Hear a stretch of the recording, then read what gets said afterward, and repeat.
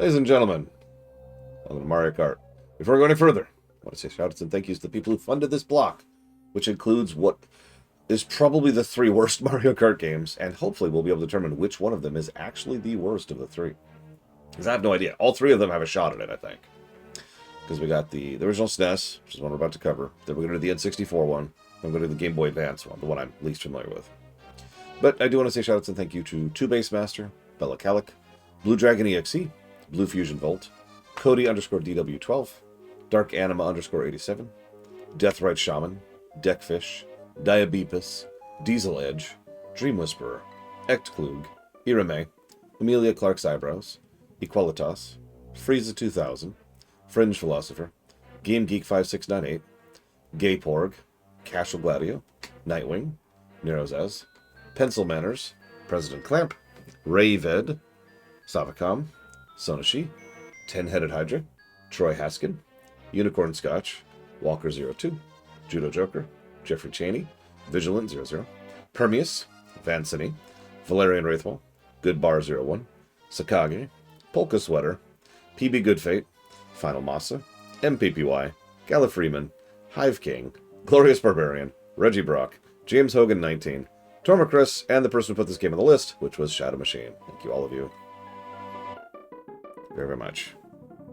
So, on our quest to find the worst Super Mario Kart, we have to start with the beginning. We have to start right with the original. There we are. Once upon a time. Nintendo has had this policy up to the Switch 1 specifically. The Switch 2 kind of didn't do this. But they've had this policy ever since the NES, actually, which was the first game they push out, or the first bundle of games, I should say, are tech demos. And those tech demos are for two completely different purposes, which it's actually kind of brilliant in its own right. It's the kind of thing I would do if I was there. Option number one is for Bowser to show up. Go away, Bowser. Option number one is for them. It's so they can learn the new hardware and learn how to program on it and learn what it can do. So they get more experimental than they otherwise would. They try out things, not because it's good game design, but just because they want to do as much with it as they possibly can. I have no idea, Jay Palmer. Probably one of the Game Boy games. The second reason is, of course, for us. It's to kind of sell us on the new system. You know, it's like, hey, here's all this cool, new, interesting stuff we can do. Please go buy our system. If you pay attention, every console they've ever put out up to the Switch 1 has had something of this manner. Wii Bowling is a good example of that. Or also technically Twilight Princess. Excuse me. I forget what all the Wii U had on it, but it had several, including the Zeldas, as well as the that Zombie U game. Stuff like that, right? All of those, have fun, Jay Palmer. All of those were there to try and do that. So obviously in the early SNES, they did a tech demo for a game called F-Zero. By the way, if you've heard of F-Zero, if you've played F-Zero, congratulations, you are now officially old. Because the last and most recent real F-Zero game came out 23 years ago. Anyways. So, F-Zero was actually a bit of a hit. Woo! Cool. There was an immediate desire to make a two-player version of F-Zero. Like right out of the gate. Everybody wanted to do a two-player version of it. And they were having trouble with it. So, they started putting it together and kind of had like a split screen thing. And that meant they had to... F-Zero 99 does not count. And they had this split screen thing, and they had this whole render issue. Because while the dev kits they had for the SNES could do it, it started running into tons of issues because of rendering problems. So, for those who are not aware, F-Zero used something called Mode 7, which was a way in which the game could paste an object into what is effectively a 3D space, and then rotate that object. It was one of the big back-in-the-box features of the SNES. That's why F-Zero was a tech demo, was for that. So, rendering two of those at once was proving extremely difficult to the point where they were pretty sure they couldn't even manage this on an actual SNES hardware. So, they didn't want to just give up on it. So they started thinking about what they could do, and they're like, well, why don't we just shrink the size of the maps? Shklunk. So they shrunk the maps substantially by over half, or by double, I should say. It's like, shklunk, down to about 50% of the size. It's like, okay, we had to shrink them, but like now this doesn't work. Now I have to write down a sub from Nerozaz. So they wrote down the sub from Nerozaz, and that sub went towards Horizon Forbidden West. Plague Tale Requiem, and Alundra. And then they said thank you. Thank you, Nerds, very much. Now, once they had figured out how to shrink the maps, they found out that the maps just weren't working. They literally couldn't do the map design they did in F-Zero with such tiny maps. So like, okay. Okay, so let's go ahead and make tons and tons of tight turns instead. Well, that immediately fell into another problem. Driving around on the giant racing cars, first of all, on these tiny tracks with these tiny cars, looked and felt weird, but also it played terribly. Like, you'd be like, wall, wall, wall. And so they're like, okay. What's a kind of device that could, like, be more made for this kind of racer? I've got it, karts, because go-karts were a thing, and actually, this is right around when go-karts were really big in the States. I'm not actually sure if this is true in Japan. So they were just like, okay, we'll make a kart-based game. I've got it. So they shrank everything down, gave it more turns, gave it karts, and they were several months. There's actually conflicting information, but it's either 2 to 4 months into development. Most of the game was actually done. Most of the maps laid out and most of the game functional. And one of the devs randomly was like, I wonder what it would look like if Mario was in one of those karts. Just out of absolutely nowhere. Keep in mind, at this point, most of the aesthetics were still based on the F-Zero art. So they're like, all right, they did a quick touch-up of Mario being in one of the karts and just ran it by, and they were like, that's awesome! And Mario Kart was born. Amusingly enough, there's actually a lot of details about this game, but most of those I'm going to kind of gloss over, because most of that's more the nitpicky, kind of interesting behind-the-scenes kind of stuff, which is more fun factoids or whatever, as opposed to actually development stuff. I recommend looking it up. We actually have access to the beta version of this game at this point in time. My personal favorite anecdote, though. There was a lot of concerns in the office that adding items to the game would completely ruin it. Now, this makes sense. The concept of a bonkers racer, well, I don't know if it didn't exist at all, but didn't exist before this game. So, you know, there was no idea of how we're going to do this. It's just going to add this randomization element to the map. How are we going to do that? And Miyamoto put his foot down and said, no. We're having the items, and we're not adding in the possibility to turn them off. We need to have the chaos. His words, not mine. We need to have the chaos. And I was like, okay, fine, whatever. Sure thing, boss. You're the boss. We pay attention to you. And this was back in 1992. So Miyamoto was actually in the office doing work, as opposed to what he's doing now, where he's mostly just telling people what to do. I know that sounds different. Anyways, it's also worth noting Nintendo Power did a full episode, like a full cover spread on this game. And I don't know how many of you remember this, but Nintendo Power used to be essentially a marketing machine for Nintendo games. In a good way. Like, it was a great marketing budget, and they did some cool stuff. They did spreads and info and details and comics and interviews and contests, and it was actually really freaking awesome. And then it stopped being awesome. We won't cover that part.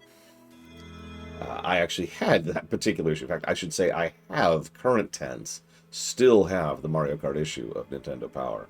And it hooked the hell out of me, which I suppose this is as good a time as any to mention that I might be a geek. Because obviously, for those of you who aren't aware of this, I sort of had to really earn every video game I had at the time.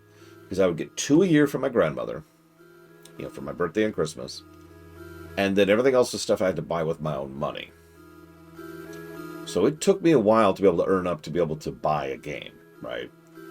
So since it took me so long and I was really into this Mario Kart thing, I invented a board game version of it. And I had the maps and everything. Each tile had a square, and you rolled to determine how far you went. And once you hit a turn, you had to do a separate roll to successfully do the turn. Stuff like that, right? I'm actually reasonably proud of it, and in fact, I do plan to someday revisit that, because I think that could work. I have since then seen other board games that do race games. But anyways, point being, I made a freaking board game of Mario Kart. I don't know what you want from me. I don't know what you want from me. So, before we go any further, thank you, that Rift person, very much.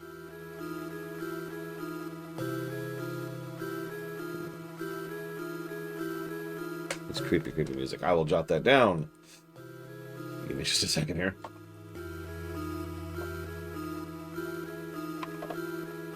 And that's going towards hearty pizza, a cup of cran apple juice.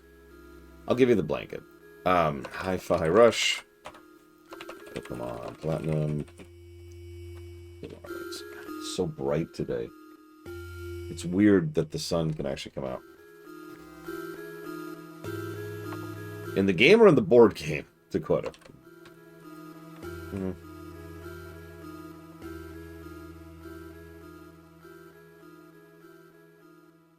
No, Loner, it does not. In the board one. Well, admittedly, I don't remember. If I was to go back and revisit it, I would probably have there be a thing where you could use the not the asphalt, the outsides as a pit. Yeah, it does mean Jeff Bezos gets more money. Line 59. Fallout, Vegas. Home world block. Done. And thank you, Loner.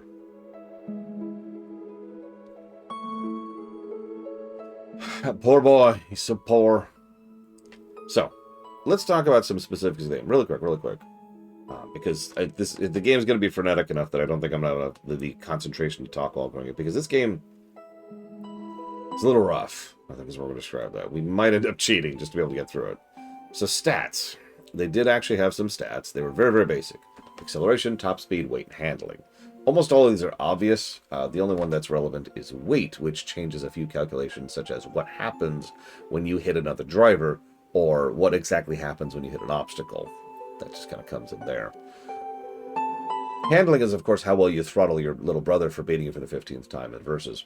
There are 4 racers, stat-wise. There's 8 racers total, but with them stat-wise. There's Mario and Luigi. They're averaging everything, except for top speed, where they are the second best. Princess and Yoshi, which are the best in acceleration and bad at handling. Bowser and Donkey Kong Jr., I'll come back to that in a second, who have awful acceleration but the best weight and top speed, and Koopa Troopa and Toad, the objectively correct choices, who have great acceleration and handling but low speed and weight. By the way, I mentioned Donkey Kong Jr. Some people are confused why he looks so weird here because he doesn't look anything like his other appearances, which is not true. He looks exactly like his other appearances because it's Donkey Kong Jr., who, and I looked, is only in 7 games ever. And I know what you're thinking. Why is that feels like a large number. Keep in mind, 5 of those are a Game & Watch series. That is his series, the Donkey Kong Jr. series. And then the first one is his game, Donkey Kong Jr. on the arcade. And it's not a very big list. This is one of his only games that he's actually playable in. Everything else, he's just a cameo in the background. In fact, I'm not sure he's ever shown up in the Donkey Kong Country series. Speaking of items, so every Mario Kart, including this one, has this probability chart. So if you're in rank X, Y, or Z, then you have this percentage odds of being able to get these items, right? Pretty basic. Thing is, Super Mario Kart, which is this one, is really weird in that they don't have one chart like most Mario Kart games. They have one per biome, so it's like 6 charts. I have absolutely no idea why they decided to have a separate chart per biome. That's just extra time and resources and data being stored for absolutely no reason, but it's just weird. Anyways, there's a couple other weird things too. The first lap, your place is always considered first. If you were dead last, you were in 8th, you are still considered to be in first place when you're going through your first lap for items. It's very strange the way they do it. Also, red shells are actually kind of common in first place, but only in certain biomes. You almost never get a red shell in Ghost Valley and Bowser's Castle. Interestingly, that does make sense, because Bowser Castle has walls, which they'll run into, and Ghost Valley has pits, which they will fall into. It's just interesting they thought about that. But of course, enemies were supposed to have items, too. They don't. Remember that this game was having a very hard time being playable. They kept running into hardware issues everywhere. Later on, they might have been able to make this work, but please remember, this is 1992. The SNES was not very old. So, they couldn't figure out how to have the game calculate the randomness of the table to get the items for each character simultaneously. Like, all they had to do is run in a situation where all 8 players, by coincidence, hit a power tile at the same time, and the game would just stall because it couldn't deal with the load. So they decided, okay, we'll give static abilities to them. Now, what's really funny is if you look at the stack abilities, almost all of them are basically the same item. You throw a thing on the map, and that thing is irritating. It's just another obstacle to avoid. Except for Mario and Luigi, who are freaking cheaters. How many of you have ever run into a situation in Mario Kart, the original, where you're trying to pass Mario or Luigi? You have to be really careful because you know that at any moment they can pop an invincibility star. And then again, because the thing that determines whether or not enemies use items is specifically when you are near them. That's actually the trigger for that. They don't use items unless you're, like, right on them. And it's always you, one of the players, because there could be two players, obviously. And if you're there, they're like, item. And so they'll just sit there spamming Invincibility Star because they're cheaters. Another concept that would go throughout the rest of the series is the concept of the rival system. Now, in Super Mario Kart, the original, the rival system is static. If you play as Troopa, you will always have the same rivals in the same order. And there are 4 dominant rivals. I forget the exact terminology for it, but like there's the very fast rival, which is your main rival. Then there's someone who will race... Oh, Jesus Christ.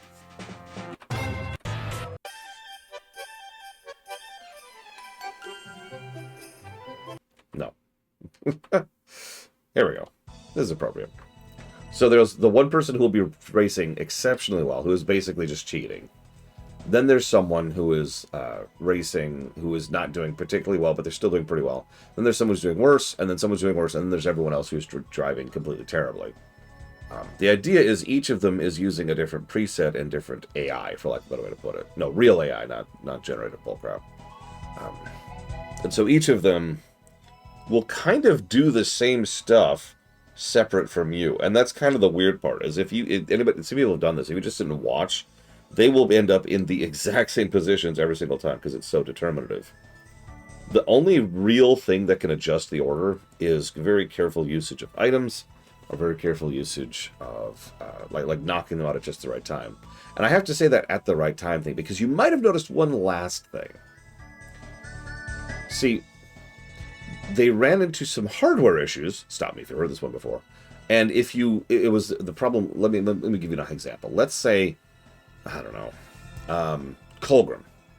Colgrim's racing around the track, and then gets hit by a red shell, and then gets hit by a green shell, and then gets hit by a red shell, and then runs into a banana. This offsets them so hard from their loop, from the intended script they're supposed to be doing to go around, that they would just break. So most enemies you can hit once, occasionally twice, but the further they get off of that script, the loop going around, the more likely it is that there will be another factual. And I'm curious how many of you have seen this happen. I have. You're not supposed to see this. It's supposed to be a rare thing, but they will just straight up dodge your items. They'll just jump right over your items because they don't want to go further off script. That was their solution. So, generally speaking, every race is going to go mostly the same way, even if you try to get in the way of it. So I don't anticipate this is going to score very well, is what I'm trying to get at. This is from Rainbow Road, Super Mario Kart 64. That's why we're cutting the music. Death to music. There is a song from this game that we're about to play that has lived rent-free in my head. Actual years. That's the title screen.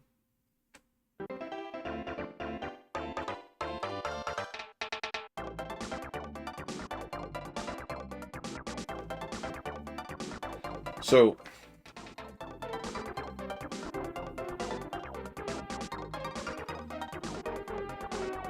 no, poor Yoshi.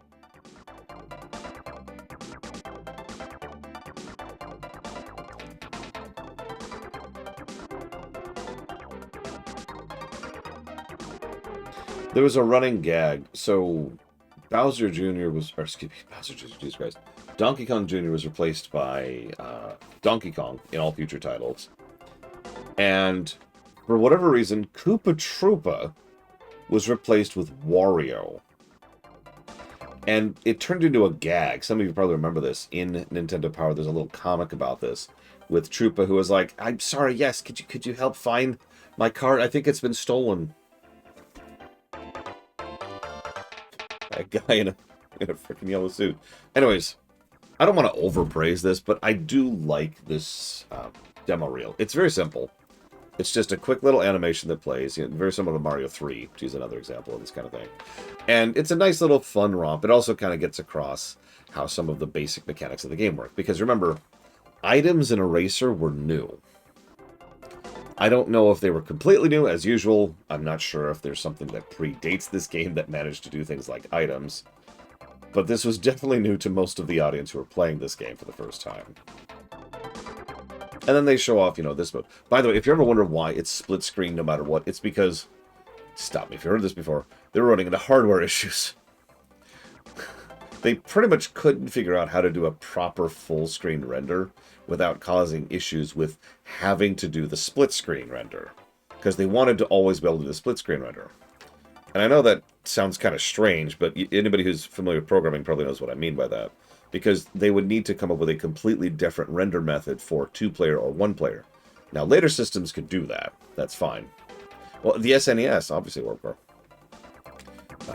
Later systems could do that, either in terms of hardware or in terms of whatever. Obviously, Mario Kart 64 was rather infamous for that. But back on the SNES, they also added this battle mode thing. Battle mode is exactly what it sounds like. Me and my friend Gary used to do this constantly. Just nonstop. But anyways, I should probably go ahead. I just realized I haven't done this test. Okay, so let's do a test. Okay, we're good. Oh, thank God. So, 1 player. We'll do the GP. I think we have to do all of them. God, I don't even remember. Let's do 100. Let's just skip ahead to 100. So who do we race as? I already told you there is functionally 4 racers. The other differences are almost purely cosmetic.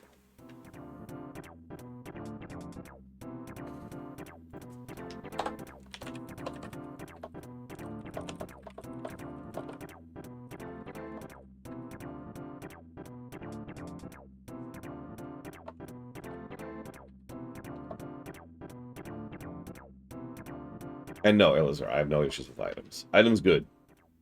Now, the specific implementation of items matters. Someday we'll get to a game called Mario Kart Wii, which is the worst Mario Kart game from memory with regards to item design.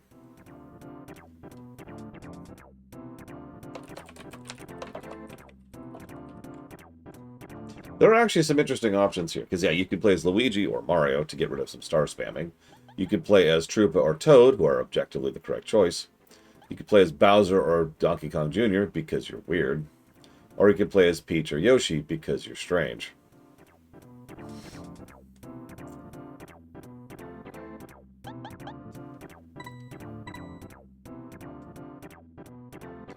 Oh, interesting.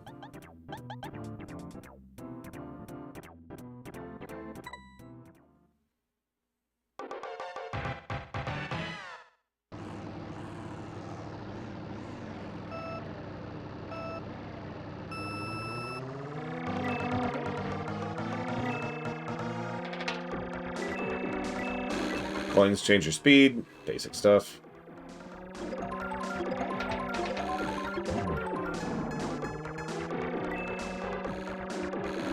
So it's hard to properly explain how terribly this handles the whole game. It's not the card, it's just the game.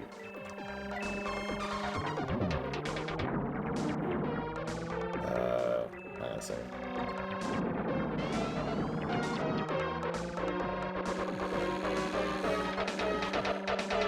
My God, it's so squirrely. And it's so easy to spin. Up, there's Luigi, or excuse me, Mario being a dick. As is his wont. Remember, Mario is purely evil for snubbing his brother. How dare he? Oh, Jesus. Ah! You notice how she just dodged that item there, by the way? Good example of that in action.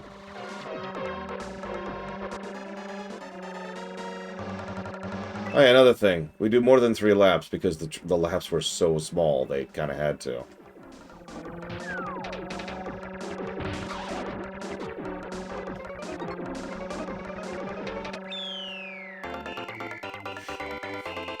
Coins increase your speed. I don't remember the exact formula off the top of my head. Yeah, by the way, reminder that I'm playing the character with the best handling.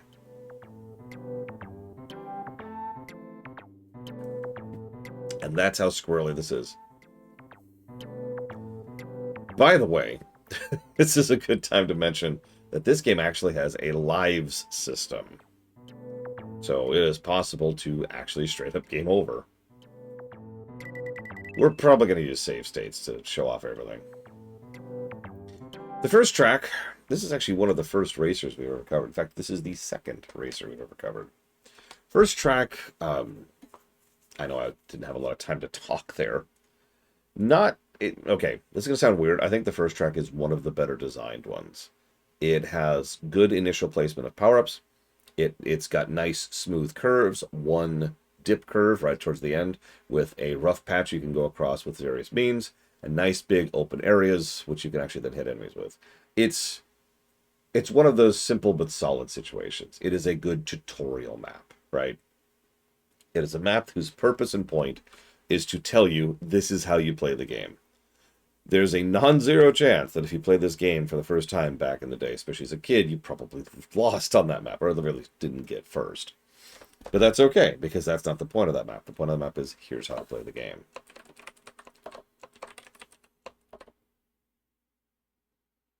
I need to pull up the list of tracks, don't I? Because it doesn't tell me here. One moment, please.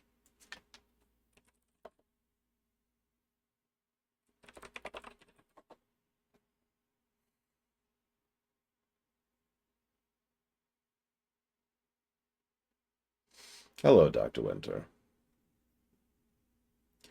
I'm also going to go on record as saying that while I don't hate the visuals of this game,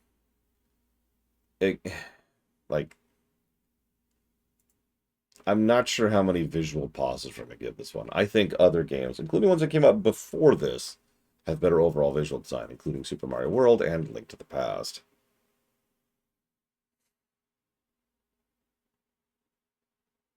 Hang on, where is the... Here we go. Found the list of tracks. Finally. Okay.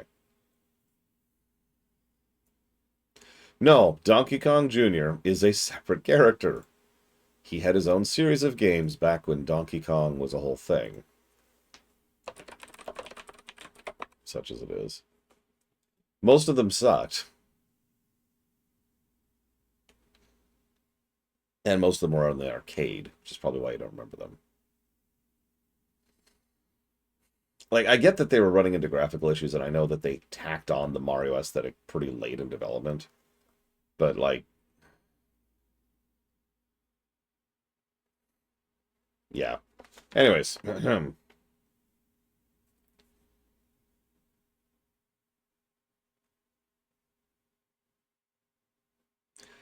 suppose this is a good time as any to give a negative for controls. No. Super Mario Brothers 2 did that rich person. Like I said, the controls are bad. The game is like, you could tell it's using the same physics engines as F-Zero because, again, hardware issues and cutting corners. But you have to understand, F-Zero's engine was specifically designed around faster speeds and longer stretches of time. For a game like this, they shrunk everything. They added more corners. They didn't actually think about the physics of turning. Oh, I absolutely think the controls could have been improved. Yeah, this game came out in 1992. They were still figuring out some basic features of game. Like, I think this is going to be one of those Zelda 1 situations, or Metroid 1, or Mario 1 situations, where the game is not going to turn out particularly well because this was kind of inventing things. So, anyways, yes, this will get the first game tag guaranteed. Most of the people involved in this did not actually know the right. Oh, by the way, we didn't know who Peach was yet. She was still Princess. As I pointed out before, the first time, at least we here in the States, knew that her name was Peach, was over in Super Mario 64. And most people didn't realize she was saying her name there. It was just something that was weird. Like, Princess Toadstool, Peach. And everyone was just like, why is she saying Peach? That's so strange. If there was a bonkers racer before this, I am not aware of it. So, I've talked about this before. Racers go on a gradient, and there's three major points across them, right? So, on the one side, you have the full simulator stuff. And in the middle, you have the arcadey stuff. And over here, you have the bonker stuff. And most of the stuff was either sim or arcadey. Most of it was arcadey. Someone mentioned this earlier. The overwhelming majority of racer games at this time, which I want to remind you, sucked, were of the variety of race down a track and you have to hit checkpoints in order to gain time, and if you run out of time, you lose. And that was just the normal format. That was because most of those racer games came from the arcade era where they wanted you to put in another quarter when you lost. And that just kind of got transplanted forward into the consoles. In fact, I can actually give an example of this in a second.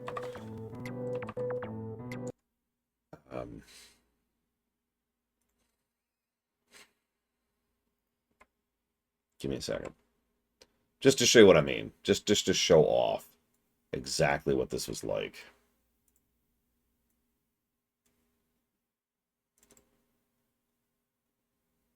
No, Elazar. Which is silly, because we all know that Mario is not racist. That's kind of silly. Yep. I'll just kind of leave that there.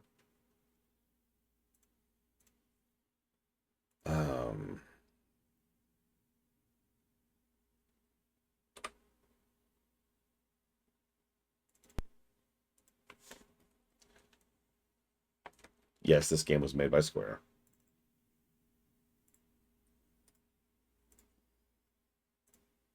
Why it's being weird. Come on. So, which one do we race as?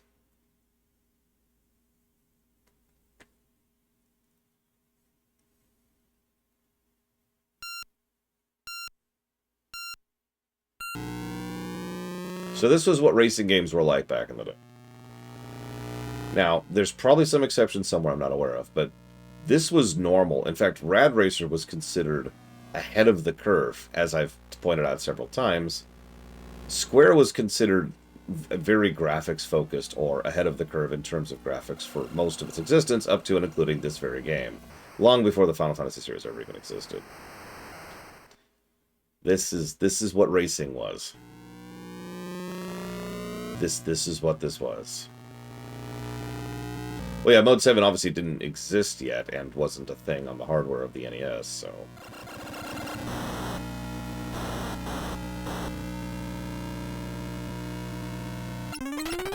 Yep, we're about to lose. And we lost. Because we ran out of time. And that was the format. That was how racer games worked. Any questions? I bring this up because this is one of those WoW vanilla kind of situations. Super Mario Kart was, you know, not a great game.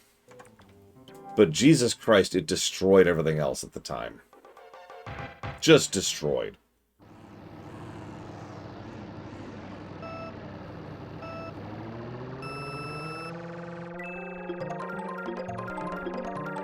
So, second biome, which is Donut Plains, which is specifically a plug for Mario World, because of course it is. Yeah, there's a Top Gear game, which was also like that. I always got confused by that, because, you know, Top Gear is a show that I've rather enjoyed for a while.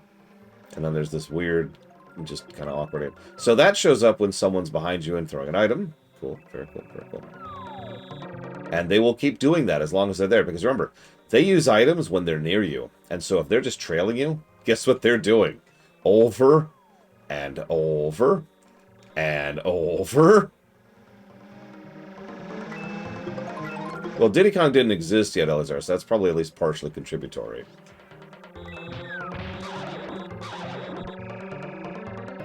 Speaking of, I'm now in front of someone, so that means they got it. Yeah, Princess Peach here, as well as Toad, both use the frickin' mushrooms.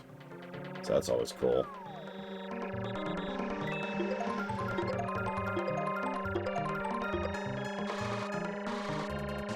Invincibility, among other things, cancels out an entire part of the formula for how you move. And that formula is whether the terrain is affecting you or not. So you can just go through obstacles and bad brush. Well, you notice how the power-ups do not respawn? Did you catch that? That's another thing that's kind of weird about the original installment here. It is not uncommon, especially when you're doing a two-player run of this, which, if you want to see what that's like, go watch the old tournament of me and my sister doing this a couple years ago, that you will just run out of power-ups by the end.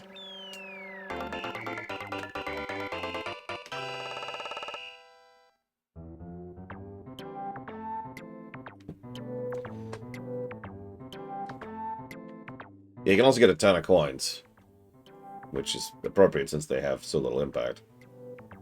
I will say visual distinction is not an issue this game has. I will give it credit on that front.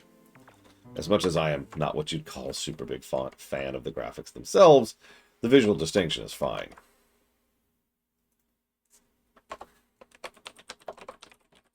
I am also legitimately impressed how many sprites these. Let's look something up here. Look right there.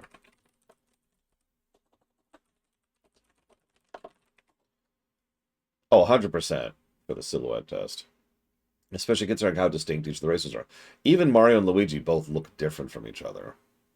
But let's look at Bowser for a second. What do we got? What do we got?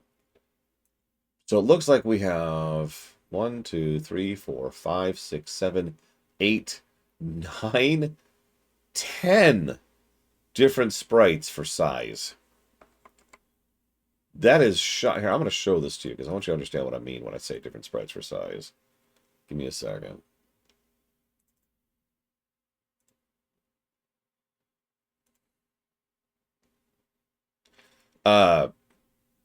Yeah, Elizar. All of the Mario Karts do that, including the one we're playing right now. They all do that. Here we go. So this is a raw rip. Sorry for not editing this to make this more here, but check that out, right? There's Bowser. So the top row is you. That's your main character, right? Bottom row is when you're a little bit further away, and then further and further. You notice they actually have less sprites, less animation, for lack of a better way to put that, the further away they get. But they still bothered to have 10 different layers of distance, depending on how far away they are. I am honestly pretty impressed with that. Because remember, each of those is being done manually. These are sprites. Yeah, N64 version would cheat. We'll talk about that when we get there tomorrow.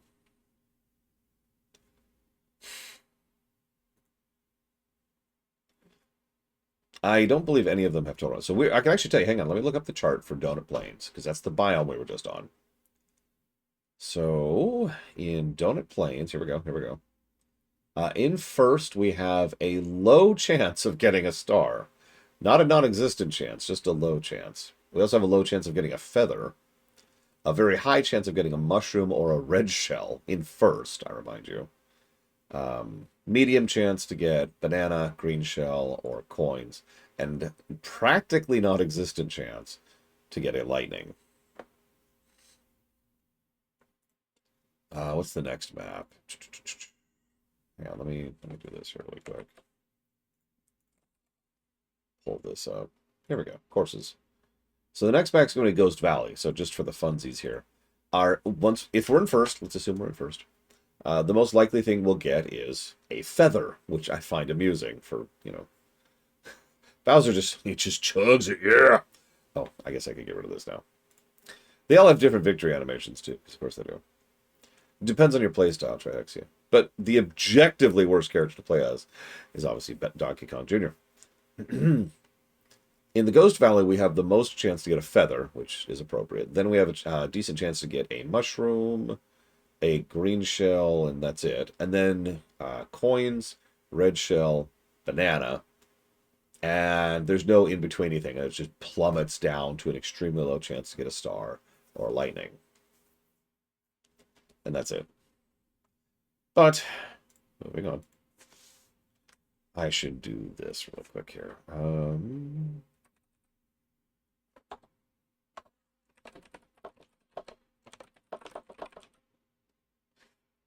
Amusing fact, one of the biggest bad words when it comes to racing games is rubber banding. This game has no rubber banding.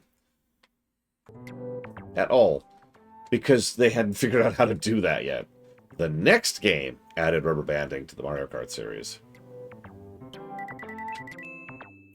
Do note that it is a point-based system, so we don't actually have to sweep in order to win. We just have to get those golds.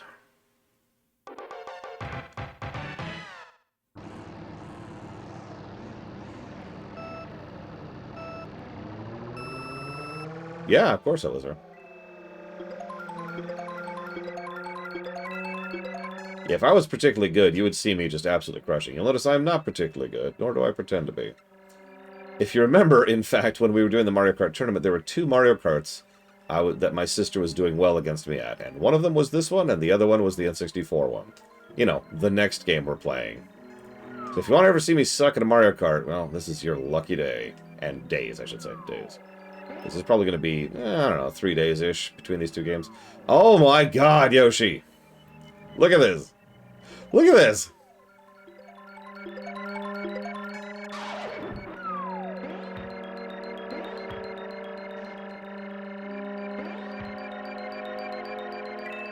I don't know if Super Circuit had rubber banding. That's strange. Yoshi's just like, "Wah, Yoshi!" In like a really offensive way, you know?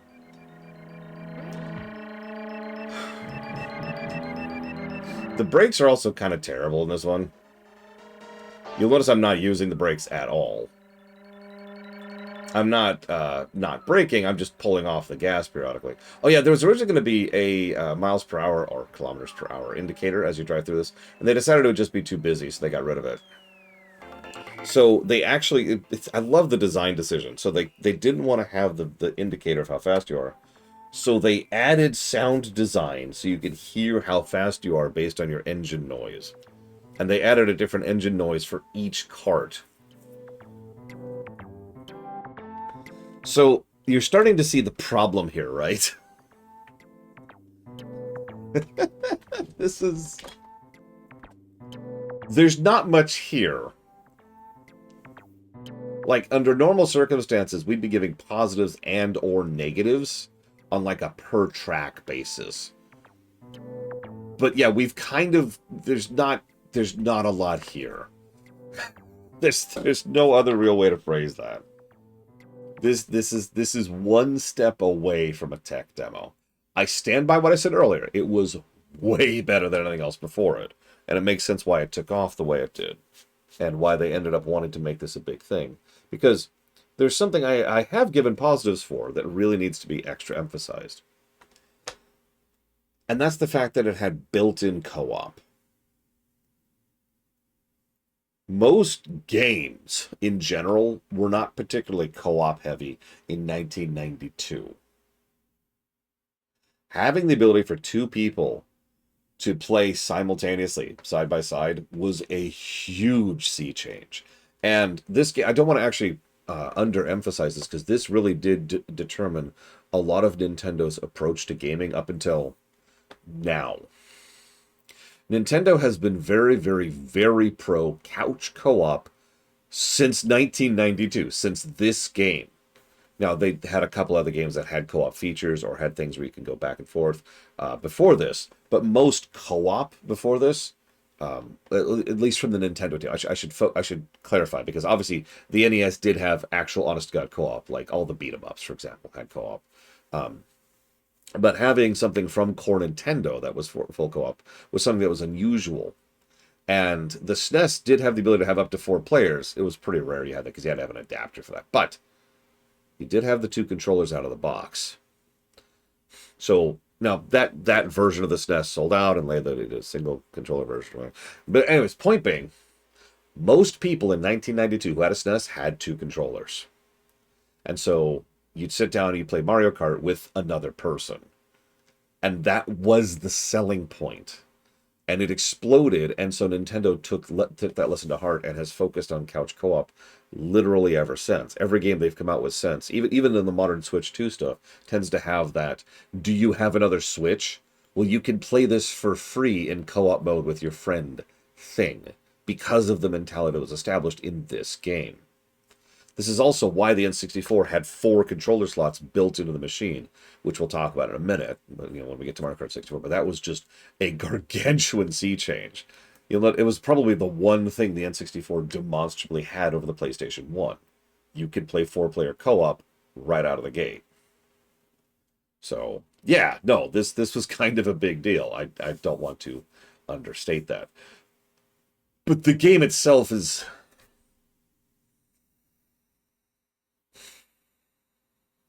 I mean, it's there.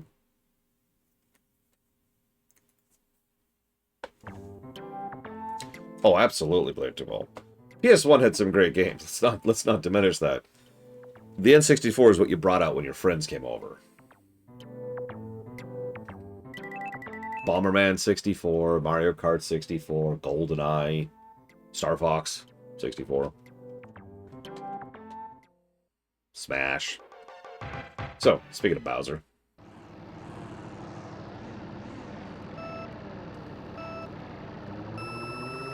So, how many of you have either heard me talk about WoW or played WoW yourself?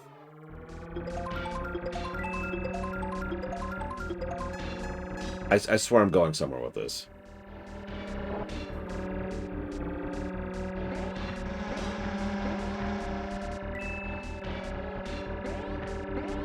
So, some of you may or may not remember what some of the boss design was like all the way back in WoW Vanilla. You remember that? Where the boss mechanic was, I have an AoE, or I have a couple of ads. That's the map we're looking at. This is a WoW Vanilla boss. I'm not actually being facetious. The idea here, and they really did, they've talked about this. They've actually discussed how this is supposed to be a big deal. Is they really wanted the sharp corners, the 90-degree corners. And that was supposed to be the gimmick of the map. So the Bowser Castle levels, their original idea going into it was, oh, 90-degree currents. And there's a degree of logic to that, because anybody who knows racing in general knows that 90-degree currents are evil. They're kind of unnatural to drive along, especially, especially at speed. So they figured that would be enough. But yeah, the problem here is this is not that. And so instead this is just okay. Now they started playing around with the lava in future iterations a bit, but that's all we got here is 90-degree currents. Yes, currents. It's a combination of corners and turns.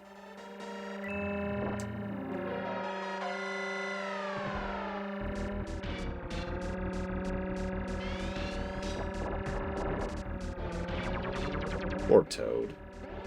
My compatriot in arms. Such as it is. Oh, shoot. I shouldn't have done that. That's okay. We're fine, we're fine.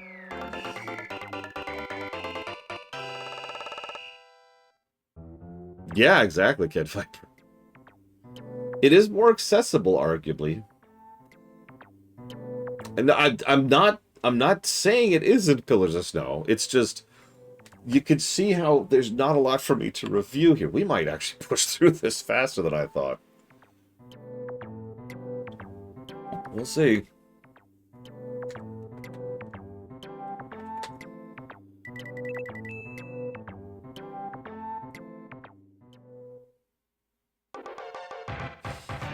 Actually, no, Plutonia. Although the specifics of the point spread vary from Mario Kart to Mario Kart. In some games, you can get away with just kind of struggling. In other games, so part of the problem with this one in terms of not getting first is that, as I mentioned earlier, the AI is very static in what positions they will get.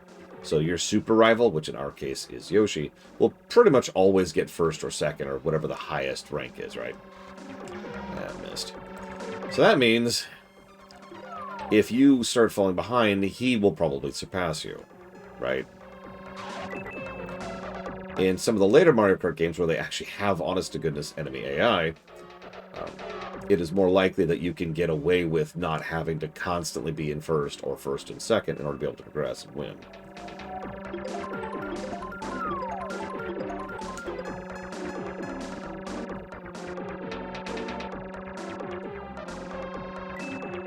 When I would watch a friend play this, I'd be watching the bottom screen. I can't. This actually... this takes a weirdly large amount of concentration. Like, this probably looks really easy. I cannot stress how much I'm hitting the buttons right now in order to be able to move. This is the thing. I suppose I should show off how wonky the physics can be. Because you can do stuff like this. You can actually glitch the hell out of this game, too, if you really want to. Speedrunners who speedrun this game don't even run the laps. They just hit the one part at where it considers you having gone around the loop. And then they do that 4 times in a row very quickly. It's very funny to watch. Oh. Yes, Melkor. So you notice there was something approaching design to that map with the jump. And better actual corner design. In fact, I would call that probably the closest thing to an actual track design. Yeah, Yoshi got 4th. I don't think I've ever played a Need for Speed, Dr. Winter.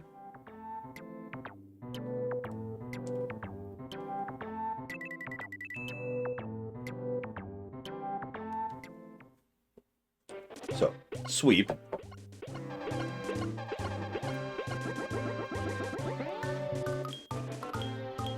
No. No, cheap, cheap. No! So our victory animation is we bonk the bottles on each other.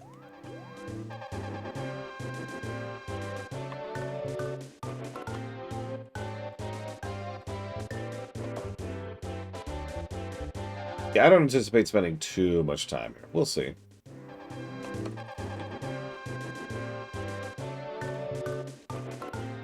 I don't actually remember Noctis Exol. Okay, so that was Koopa, who is... I don't want to say he's the best, but he's probably the overall objectively best racer. So let's change it up a little. Let's play someone worse. Much worse.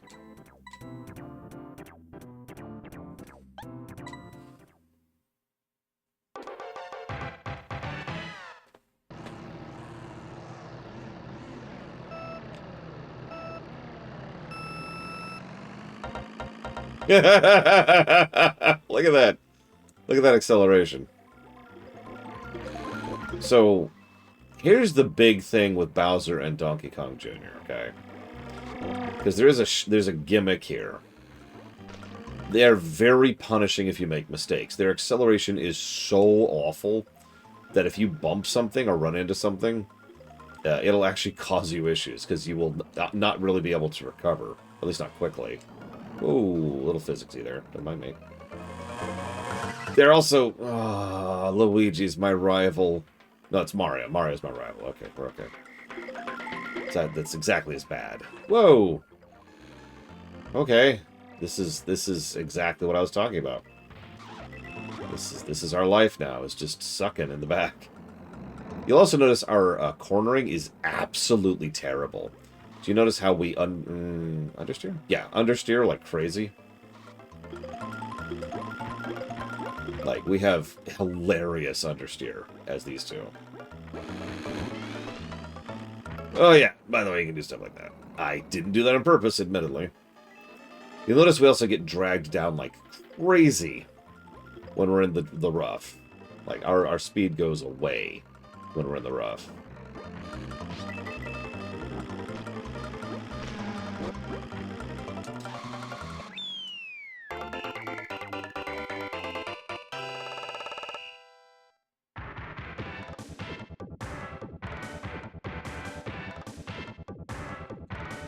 So we got 4th. We didn't get disqualified. Anything out of 4th loses a life, by the way.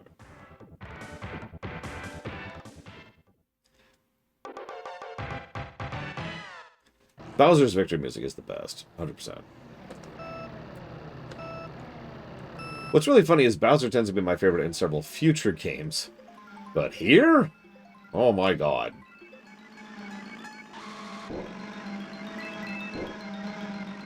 Oh god, I just realized Mario is my #1 rival and Luigi is my #2 rival. Haha, game. What, Lakitu?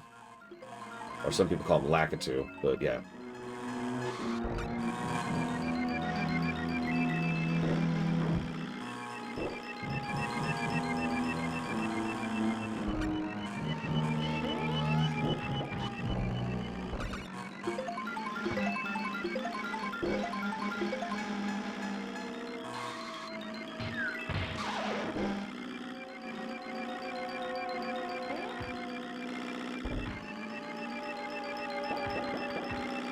I do like the gimmick here, by the way. There's boundaries on the edge of the map, but as you hit them, those boundaries go away. And then they become pits. And then bad things happen.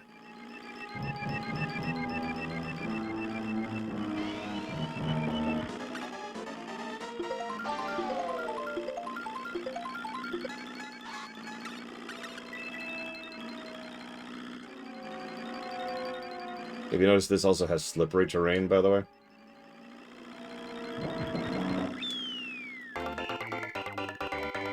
Blue shells would be invented in the next game. They weren't even called blue shells.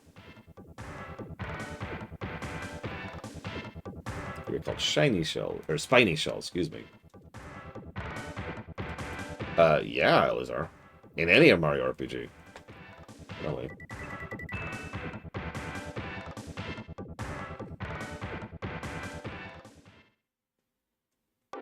What, the music, Kid Viper? I mean, it's a good reason. It's a terrible reason, but it's also a good reason at the exact same time.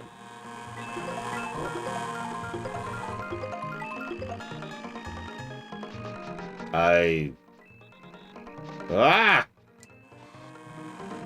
don't know, I don't remember them even being called spiny shells until I was doing research for this very run. When I started talking about spiny shells and I was confused what they were talking about. Oh, God. So that is a 180 turn. 180 turns suck. Uh-huh. Yep. Just being invincible near me. Yeah, by the way, this is the other reason Bowser is, like, objectively the worst, is because his two rivals are Mario and Luigi. Which means they just sit there, popping stars. Like they were frickin' pills.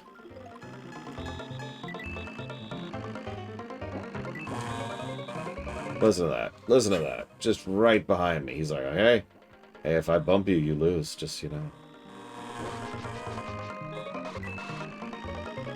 And they can just pop them infinitely. Every few seconds. Remember how often they were throwing mushrooms at us? Or eggshells in the previous thing? Yeah, they could just keep throwing that at us. And by throwing, I mean running into us with the superstar.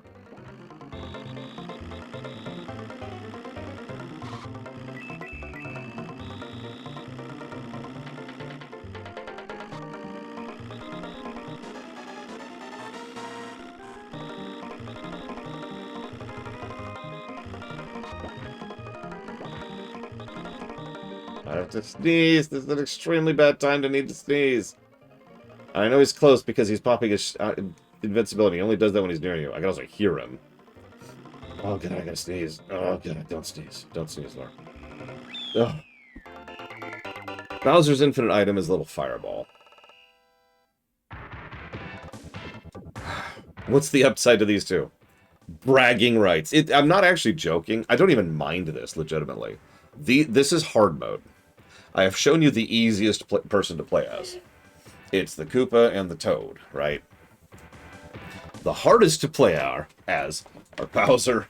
Well, no, Bowser is the hardest, bar none. And then Donkey Jr.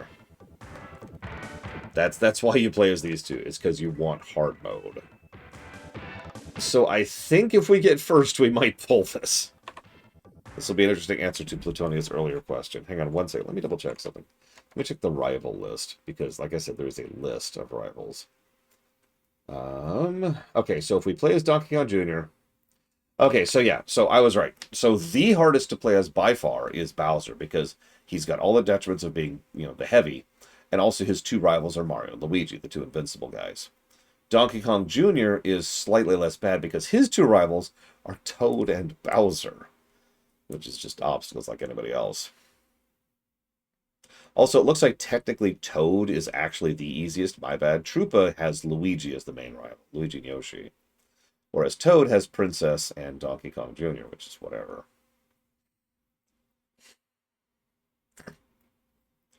Yeah, some of these rival combos are weird. Anyways. Humans are mid. Ugh. Why would you play a human in a Mario game? Ugh. Disgusting. Ugh.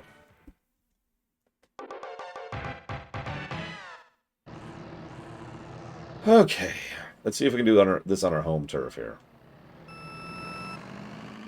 Jesus Christ. Go! Go!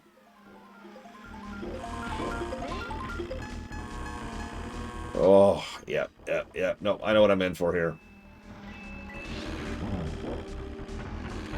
Oh my god. Oh my god. Oh my god. Oh god, this is gonna suck.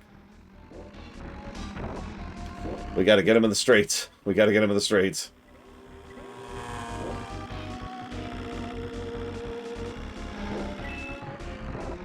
This map is hard as Bowser, Kid Viper. We gotta get the terminology right. Ooh, we got a feather. That's actually pretty good luck for this, because we can do a shortcut. You're probably thinking, what the hell does a feather even do? Well... oh, God, I didn't have the speed! I didn't have the speed to do the shortcut. Because I couldn't accelerate quickly enough. Oh my god, I'm in last. I'm in dead last. Oh god. Go, my minion. Go. Kill Koopa. You have failed me for the final time, Koopa. You call yourself part of the Koopa troop. No, no, no, no, no. Ah! Mario is so far ahead. There's no way. I don't think it's possible. Even if I suddenly miraculously start playing really well, which is not going to happen.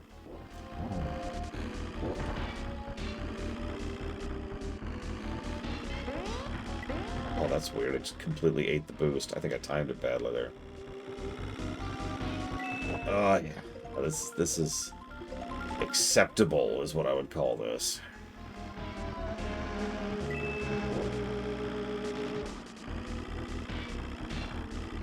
No! I timed it wrong. That's it. That's game.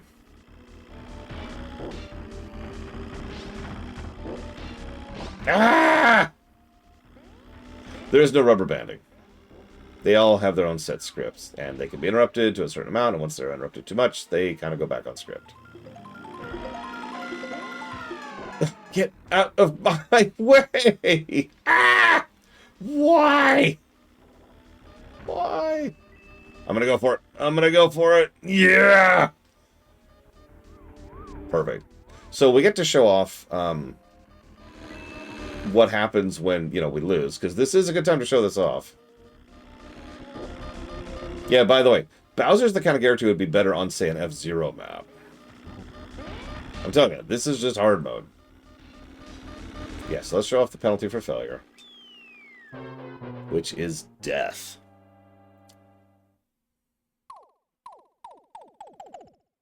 I'm not going to watch it. Kid Viper, I have no interest. So, let's burn a life.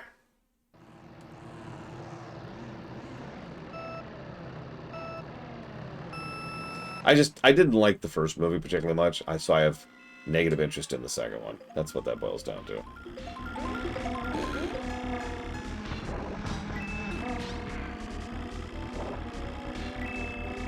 Oh, Jesus. Oh, Jesus. That threw me.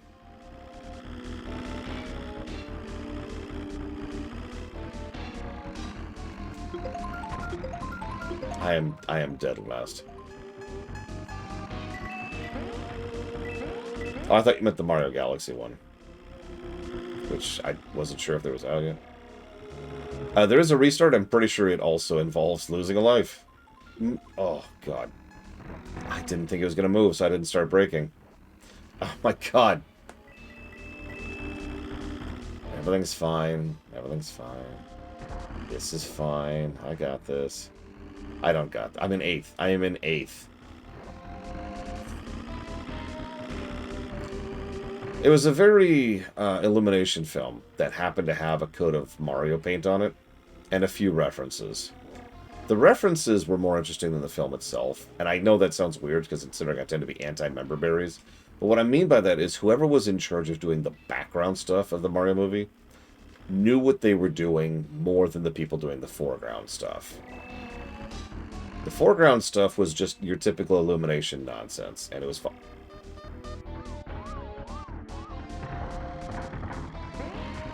And it was following all of the typical beats of an Illumination film.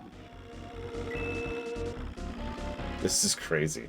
I'm almost in the last lap, but I'm in 7th. Oh. Yes, I'm driving a frickin' Dodge. Yeah, exactly, Kid Viper.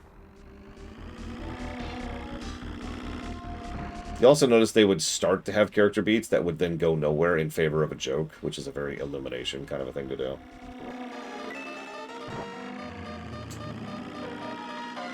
So, we're in 7th. Low health Beetle Leaps, by the way.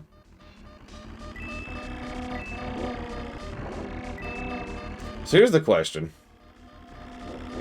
Since Bowser is very clearly designed to be a hard mode, does he qualify as a negative? I mean, he's doing what he's supposed to be doing very well.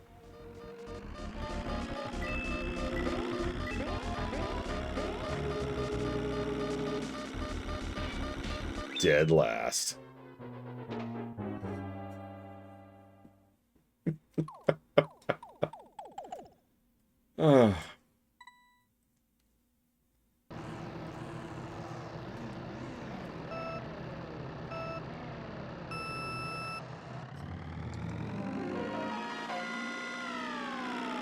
That's a fair point. There is a lack of info in-game. Yes, I know it's in the manual. No, that doesn't count. Because it is. And they actually do a surprisingly large amount of info on this in the manual. But that doesn't count.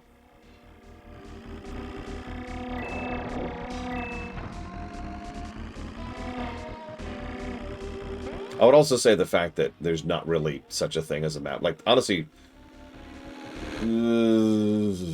I can't even think of a map off the top of my head which really takes advantage of Bowser's setup.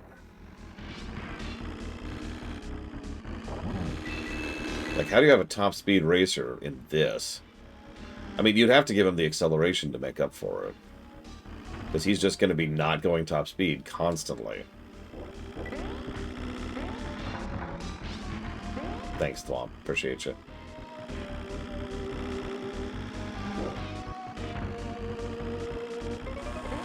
No! Go away, Luigi. Everybody loves you.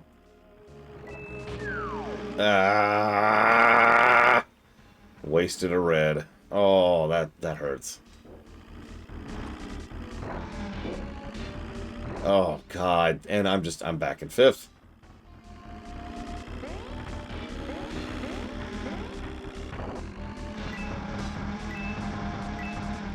That was interesting. Yoshi, I don't appreciate that. I just want you to know. It's not very cool of you. Another red. Thanks, I guess. Go away!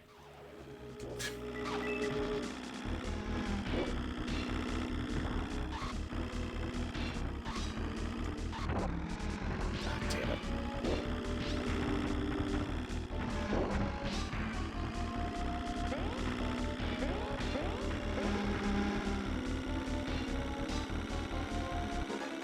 No, you'll still die in the lava with a star, just like in most Mario games. Green shell? Really? And remember, there's only one power-up pickup per most maps, so... Well, you can shoot backwards, though, as I just tested.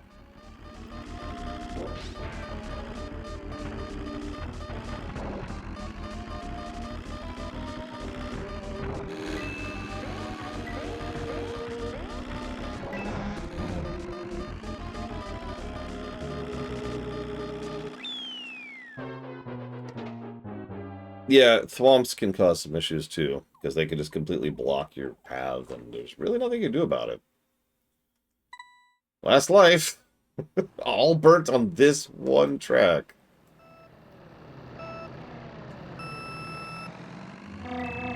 I'm not even sure if the super launch was a thing in Super. Now that I'm saying that out loud, I don't think it was. I think 64 added that.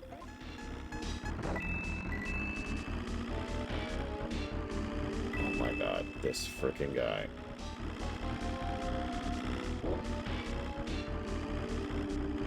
It's the king of understeer here. Oh my god, Kid Viper, why? Why do you hate Joy so much? Oh, god damn it.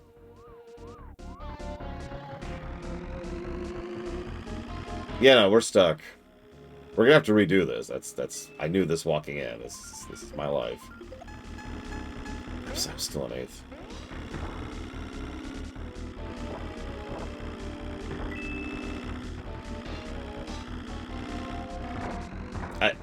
Just, okay, you know what? I give up. You win. Death. So there's a live system in a racing game. So, anyways, so that was Bowser. We're never playing as him again. Let's see. So we've got Peach. I mean, excuse me, Princess and Yoshi. So Princess has Bowser and Toad, whereas Yoshi has Koopa Troopa and Donkey Kong Jr. So let's do Princess.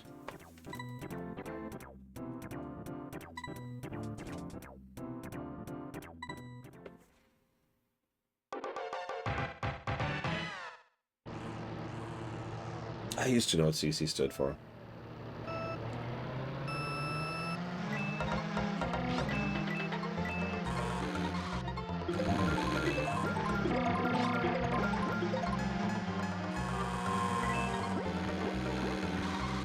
I'm still debating if I think the live system is a negative or not.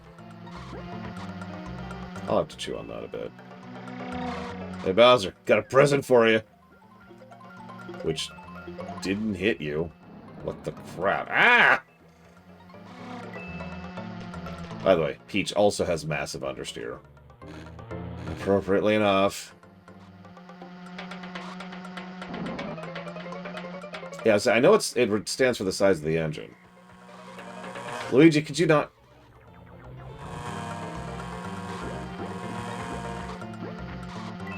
Luigi, you're not being invited to the next game. I'm just letting you know. No, screw you, Mario. Screw you. Got her. Got her.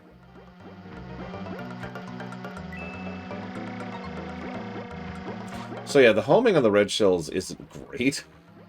It's there. It homes. Not a lot. Which can be good or bad, depending on how you look at it.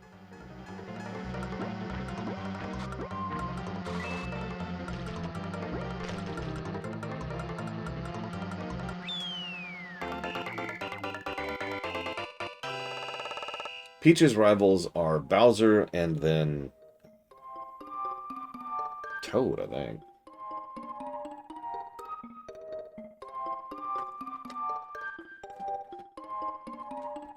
Yeah, there was a... So, the biggest problem with the live system here, I think...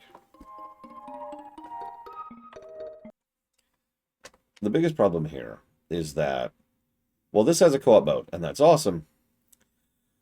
Let me use a hypothetical. Let's say you're playing with your sister in a Mario Kart tournament a couple of years ago. And let's say your sister is consistently getting ranked out.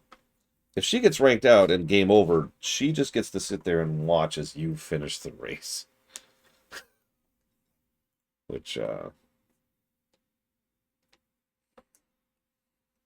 So, I think I actually am going to give a negative for the live system, but it's not really for the live system itself. It's more like the way it's being implemented here with other factors involved. Ah.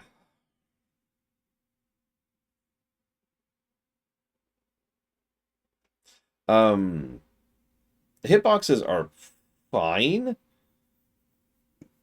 I've seen worse. You know, Donkey Kong Country has worse hitboxes, for example. Just to name a specific case study.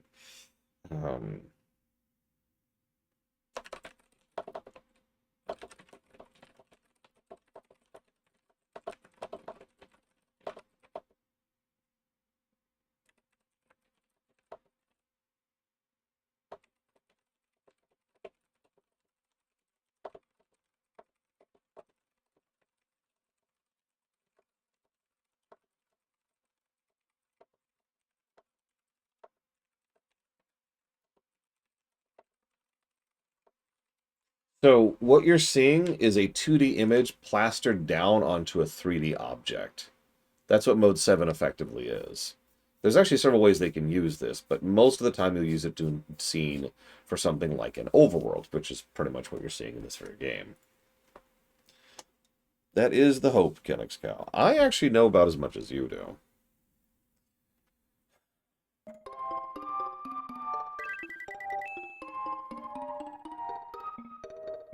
In fact, people have long since, hi Ross, punched out the images that make up the maps. Because the whole track is effectively one static image.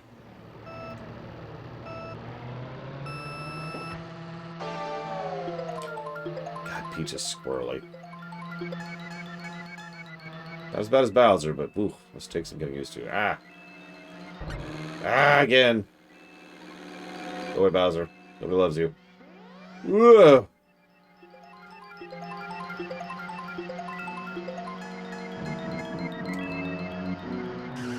Oh yeah, by the way, I mentioned that those move back and forth! The fireballs. No! No again!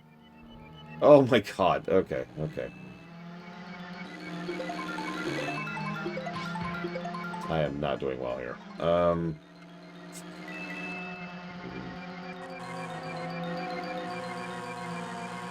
Oh, you asshat.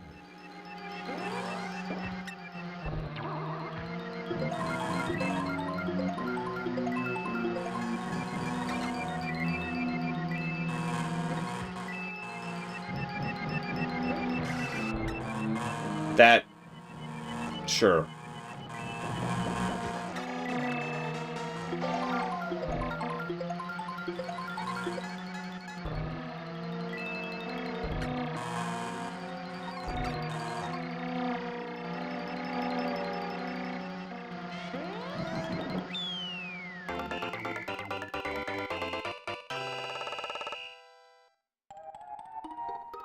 Yeah, there's just a Roblox tab now because, you know, Roblox is such a good thing. And definitely not something that should be shut down for criminal reasons. Seriously, Roblox people should be taken to court. I'm just sorry. I'm just saying. They should face criminal time for that. They should also be coordinating with officers in order to try and hunt down the people who are misusing Roblox. But the Roblox people themselves absolutely get some of the blame there. Screw them.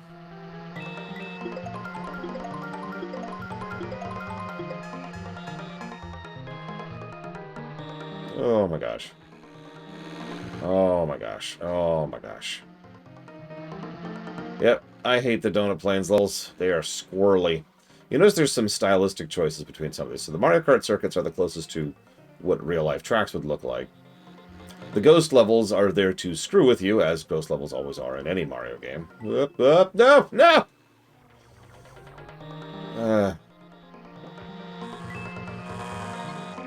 Bowser levels are 90-degree turns. We already talked about that. I cannot believe that missed.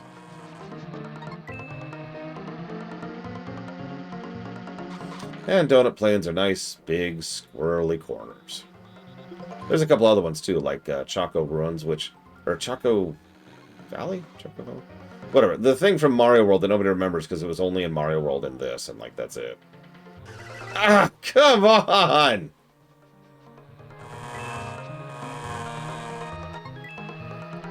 I hate you, Bowser. I'll let you know this. In the deepest depths of my endless heart, you'll find nothing but hatred. No! Oh my god. I cannot believe that happened. Ah!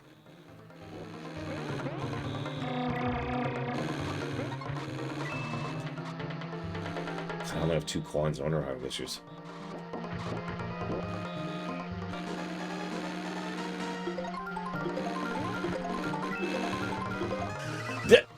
Just, I hate everything.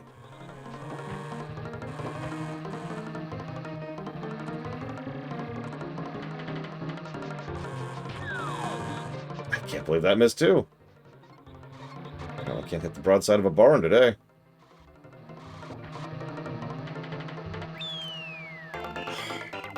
Those are coins. No. Oh, Ross. Don't look into it. Do yourself a favor. Don't look into it. You don't want to go down that dark hole.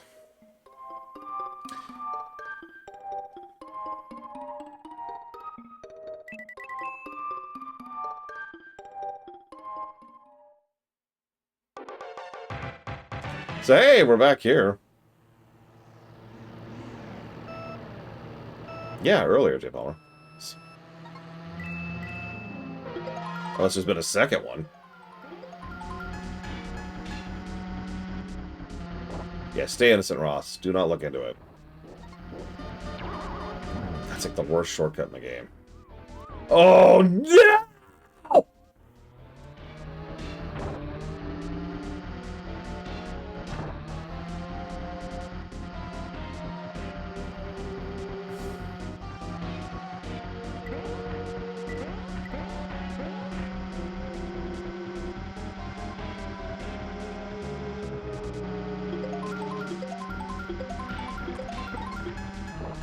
Stop giving me the feather. Oh, this map is cursed. Or I'm cursed. One of the two.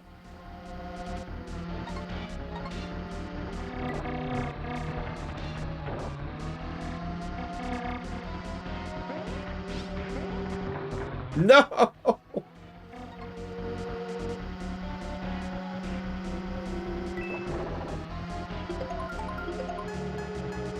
Oh, hey, I think it's the first time we've gotten the star. So star gives you almost perfect handling, which is really its biggest benefit, I would say. It also boosts your maximum speed, and as you can see, you can just plow through obstacles, which is always nice.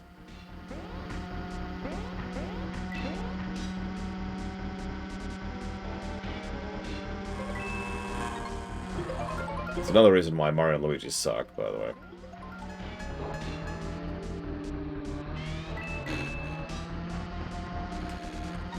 Get your fat butt out of the way, Donkey Kong Jr.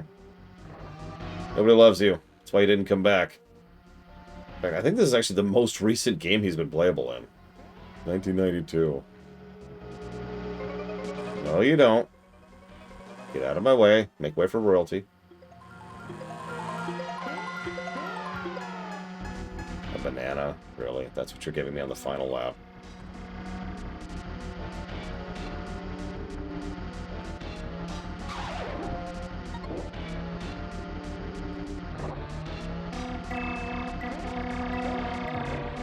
What?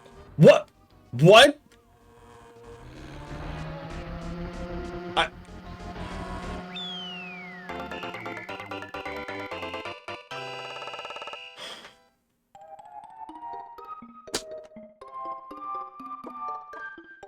He physicsed me. He physicsed me into lava. Took me down with him.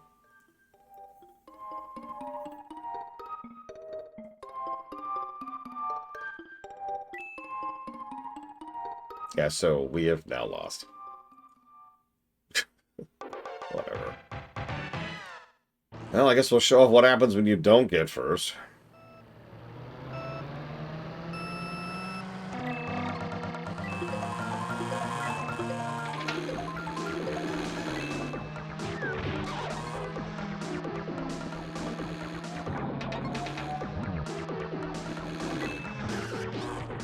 Whoa, whoa, whoa, whoa!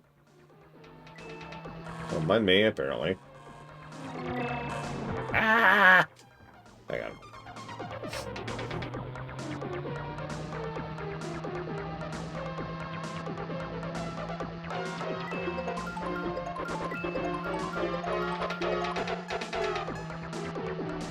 You know what's funny is this game without power-ups would be even more boring than it already is. Yeah. Like I said, she's got the same understeer problem Bowser has. She just doesn't have the acceleration issues he does. Or the top speed. Not that that matters.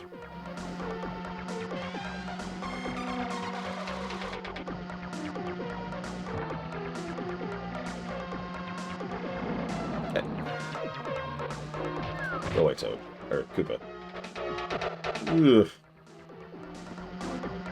Hey, I got farther on her than I did on Bowser. Counts for something, right? It does not. There's only one place that matters. First! You're the first, or you're not first. Nothing else matters. Whoa!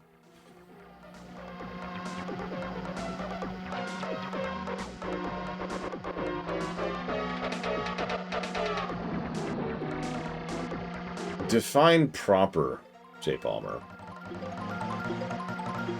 Because obviously, you know, Mario Kart 64 was rendered in a 3D plane. It's just that Kart people weren't. Did you see that asshat? Oh my gosh.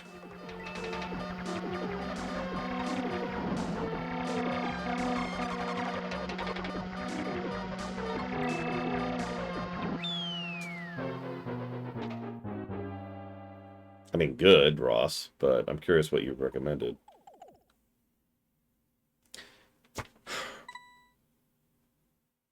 So first game where everything is theater of object, I believe that would be the GameCube one. It's out of the DS. I'm not sure which one came first. I'd have to check my notes.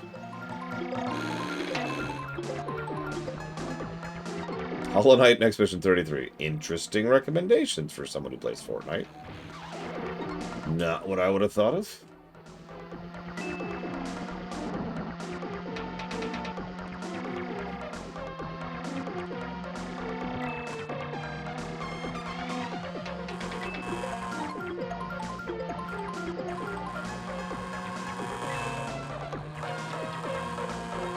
I don't know, the handheld Mario Karts have always been kind of in their own weird space.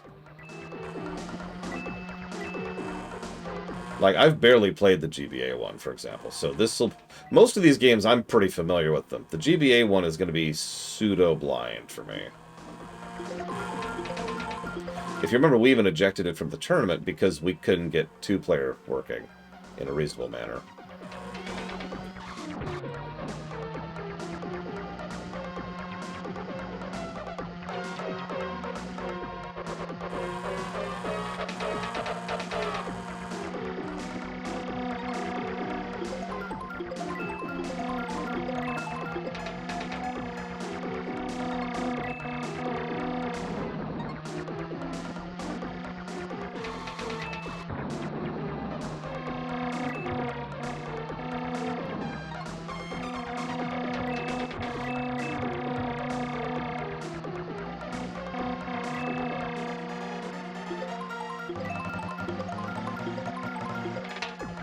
Sorry I'm going quiet, but oh my god, this is taking way too much of my concentration.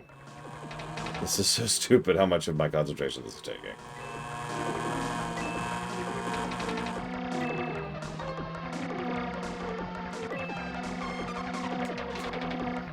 Ah, you dick! Damn you, Toad! Stop assassinating your monarch!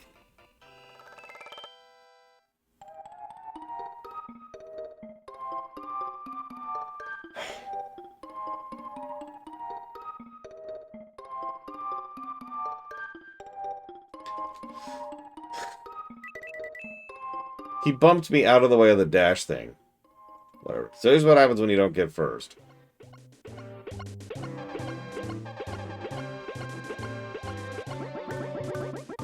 Nothing. There's no animation, there's no nothing. You just get the medal and then it tells you that you suck. Same for third, by the way. It's just a little different. Ugh, okay. Well, that sucked.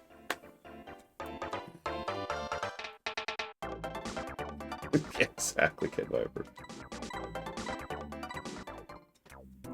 So, we're going to play as the superior brother, obviously. Even though I'm dressed for the other one. We're almost done, believe it or not, Jay Palmer. There are 4 GPs. God, this might be a one-shift game. What in the world? Hang on. Let me jot down some notes here. I don't remember. I had a specific reason why I thought this would take forever, and I guess I'm just wrong. Because we're almost done. We're literally over halfway through the... Well, we're exactly halfway through the game. It's okay. Everyone wants to just get on with the N64 one anyways, right?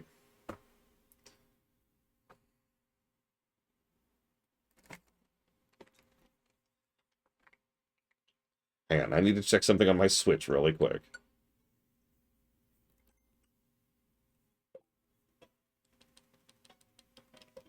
Ignore the Stardew Valley music.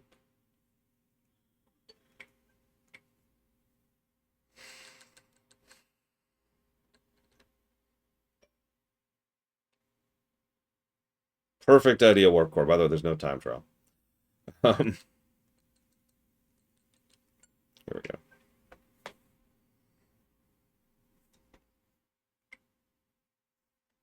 I mean, we will review battle mode. It is a mini game.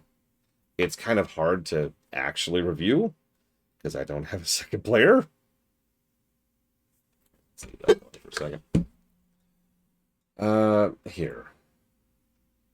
Let's play some real Mario Kart music.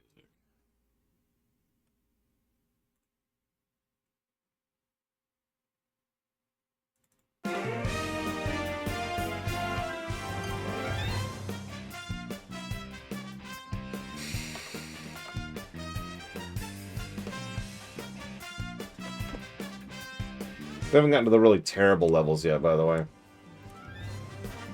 You'll see what I mean. Yeah. Great timing, right? If we're lucky, she'll be out of the hospital by the time we hit the game that she played as a kid, which was 64. Every minute I've played with Mario Kart World, I have enjoyed. But I have not reviewed it. Shrug.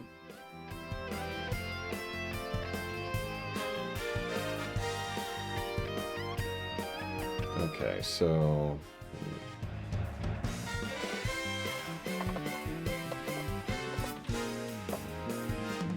I loved 8. 8's probably the best, right? Right, like we can all accept that. 8 is probably the best Mario Kart. I don't think that's going to be a debatable. This is going to be one of those things where who gets the number 2 slot is going to be more interesting.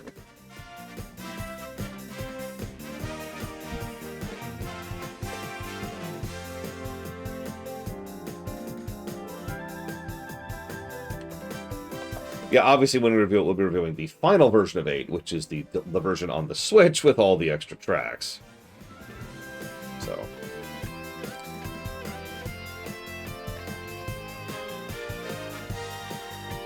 I admit a great fondness for Double Dash, and it will get the most co-op positives. Yes, Mook. No one else dislikes Mario Kart. No one! I don't know why I picked up the pillow for that, but it was extremely important to emphasize.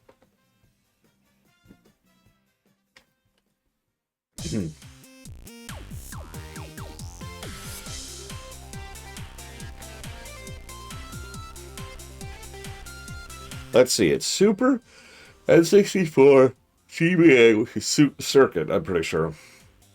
And then Double Dash, and then the DS1, and then Wii, and then 3DS, which is called 7, and then 8, which is on the Switch, and then Worlds, which is 9. And that's all of them.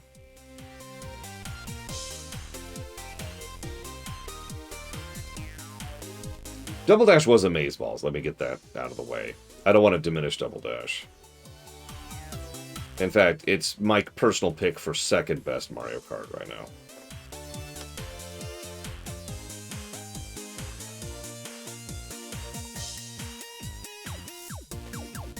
Although,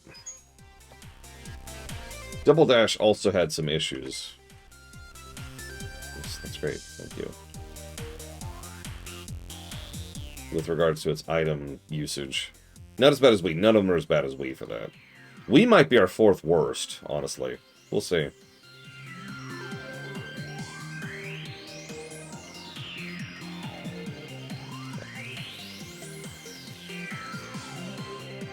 Well, it is true, Pillars of Snow. And a point in its favor. Yes, this is the very beginning of us reviewing Mario Kart. We've never touched the series before, not counting doing tournaments with my sister, obviously. This is also kind of setting precedents. We haven't reviewed a lot of racing games in general, so... Karts, racers, tracks, items, stuff like that.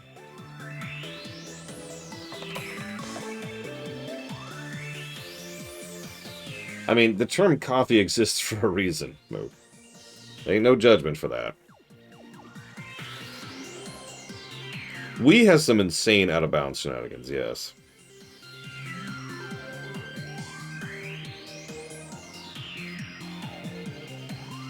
Oh,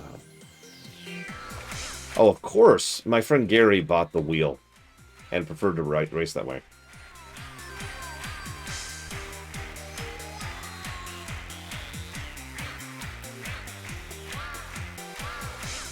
Sorry, give me a second.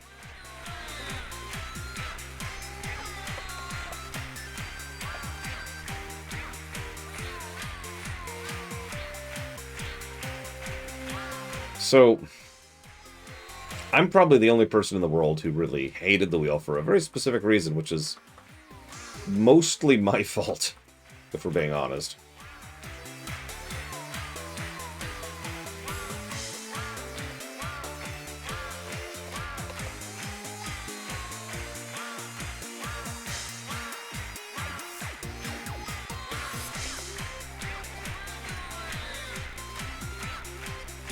So let me explain. I need something flat to really explain this, all right?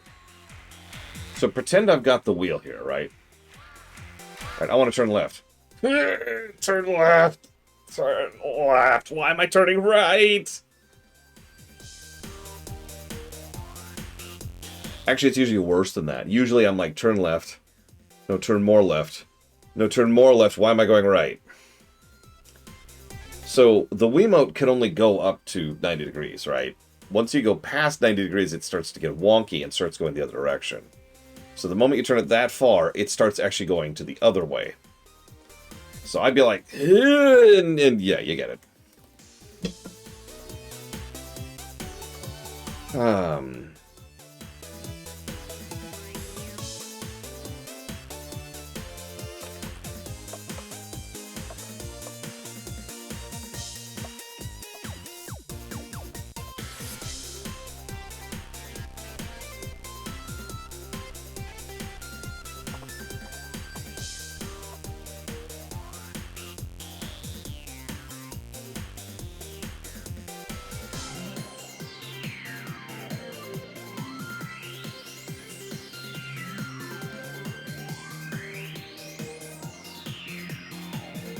Oh, the nunchuck was... That was my preferred way of playing the Wii one. Controller and nunchuck.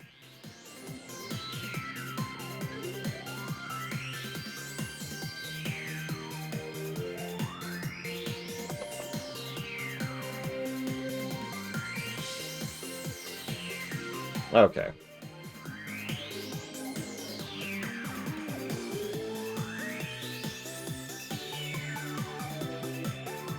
Hasn't every Nintendo console since the GameCube had an analog trigger, Cat Viper?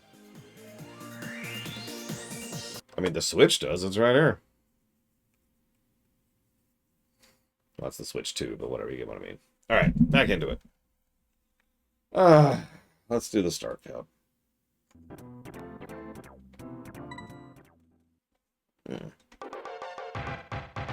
So, one of the worst biomes.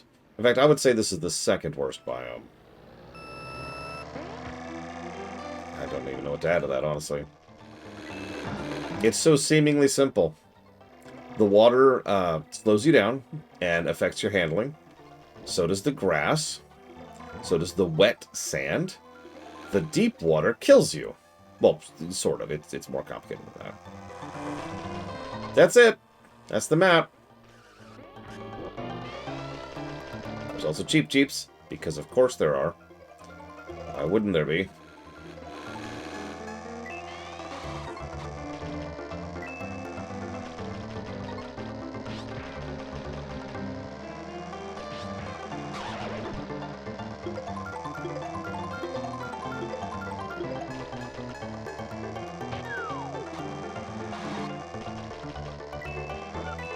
There's no walls at all. This is probably the closest thing to a map that Bowser's actually good at, if you can avoid the fact that you're constantly turning. But if you line up your shots correctly...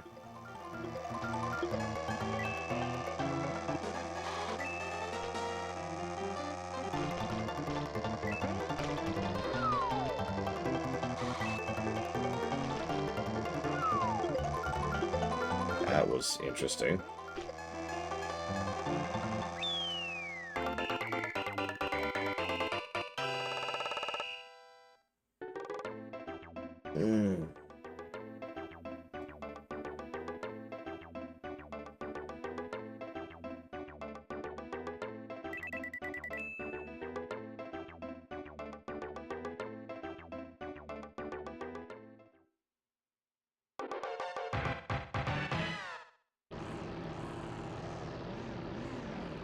I don't remember if the Wii U had analog on its back.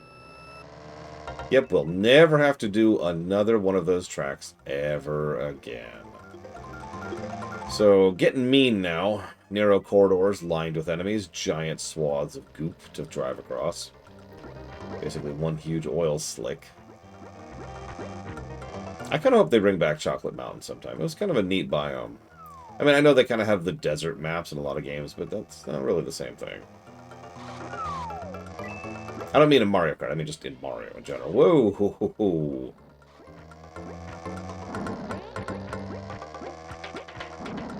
Ah! Sorry, I'm used to understeering.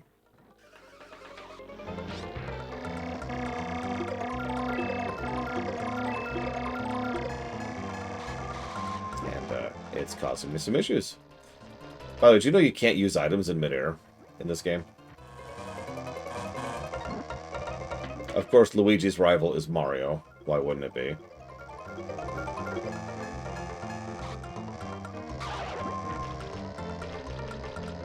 I swear those fireballs home in on you. I know they don't. Logically speaking, they just rotate in place. But God, I swear they home in on you. You saw the issues I was having as Peach. Ugh.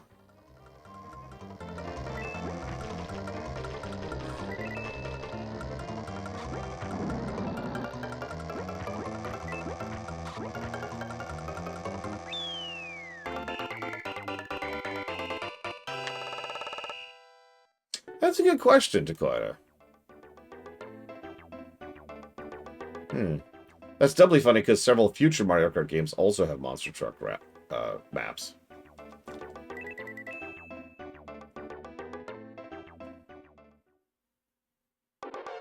So this is the worst.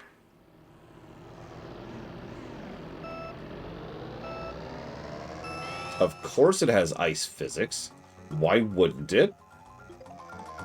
It has all of the problems of the usual of like this, but it has ice physics, and do you see those blocks blocking the way? Like that right there? Yeah, you have to break through those.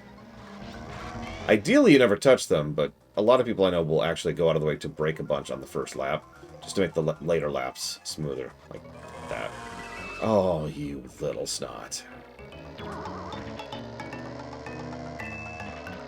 Also, because these maps are so tight, the gap in between first and fifth is pretty small. Which also means any mistake is horrifically punished.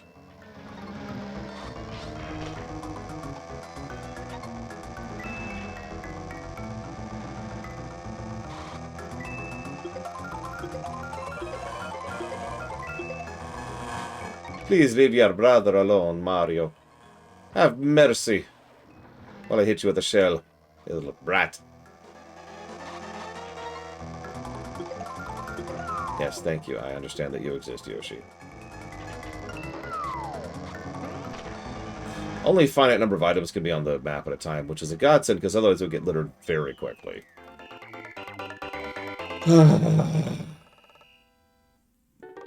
Screw ice.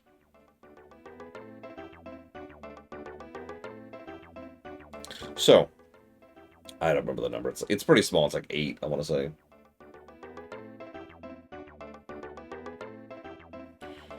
So, would I recommend getting a Switch 2?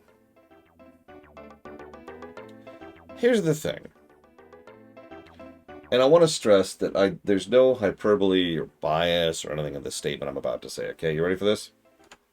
Under the right circumstances, proviso necessary, the Switch 2 is objectively the best console ever made.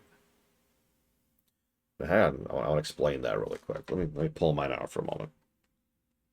I really can't explain this. It's not because it's got decent hardware or because it's got the Joy-Cons or whatever. It's only for one reason. So let's see. I've got all of the Switch games on here, which is a huge library of great games. I've got all the Switch 2 games on here. There's not many of those yet, but they're slowly building. I've got N64. I've got Game Boy Advance. I've got the NES. I've got the SNES. And the GameCube, and I think that's actually everything. Yes. So that's Like, it's not every NES game, and it's not every SNES game. I'm not trying to say that, but the sheer quantity of games... No, the GBA is right there. I got it right here. Yeah, but the sheer quantity of game. Oh, yeah, the Genesis too. Thank you. I thought I was missing one. Where's the Genesis on this? Is it under S? It is under S. I'm stupid. Yeah, so also the Genesis. The sheer... Okay, Warp Core is on crack. Okay, I'm just gonna pull up my GBA here on the Switch.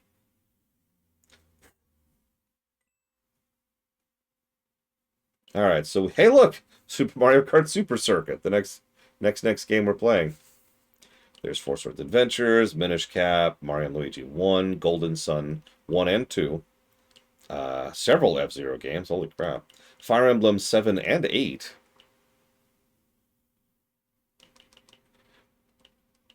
Mario, the inferior version of Mario 3. Ross. Oh, Pokemon Mystery Dungeon. I think that's the original. Zero Mission and Fusion are both on here, too. Oh, it also has Game Boy. Yes, that's true. I thought I said Game Boy already. How did you already crack your screen, Melkor? What kind of Game Boy games do we have here? No, yeah, the backwards compatibility is bonkers. That's why I say, without hyperbole and without any kind of whatever, the Switch 2 is objectively the best console. Because it just has so many other libraries on it, right? And yeah, it's got portability, and it's got the Joy-Cons, which are detachable, and it's got one of the best controllers ever made, which is this thing.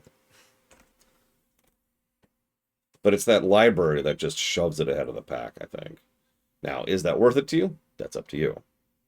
I will say this, and I've actually said this to my sister just about 3 or 4 weeks ago, and they immediately followed my advice. Make of that what you will. If you are ever planning to buy a Switch 2, buy it now.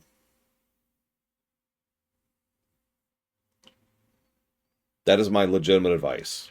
If you at some point in your life plan to buy it now. The price will go up, guaranteed. And it's never coming back down. This is cool. I've got Wario Land 3 on here, Tetris, Link's Awakening, Metroid 2, Kirby, which was actually pretty solid. Oracle of Ages, Oracle of Seasons, Super Mario Land. I'm shocked that all 5 Game Boy Mega Man games are on here. 1 through 5. That's insane. Donkey Kong Land 1, 2, and 3. Holy moly. Sword of Hope? What the heck is Sword of Hope? Anyways, Mario Kart. We'll find out, J. Palmer. It's part of the NES block. So here's the thing. If the bubble pops in time and production cycles land correctly, the price may never go up. But it will never go down. You follow? Like, I shouldn't say never. What I mean by that is, by the time the Switch 2 goes down in price, we will be on the Switch 3. If that makes sense. Now, if that's your strategy, I get you. At that point, it's a gamble. Will the bubble burst in time? In which case, yeah, go ahead and just wait on it until it's super cheap when the Switch 3 is out in like 5 or 6 years. Or will the bubble not burst in time? And it's also worth noting the bubble bursting will not guarantee that the chip shortage will go away, because there are other factors there that are making that whole situation worse.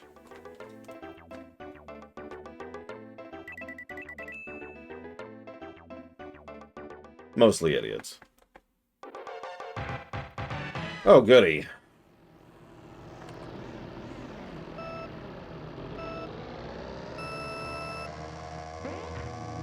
As you saw earlier on the previous map, the boost still exists. By the way, that corner's mean. I'll talk about it in a second.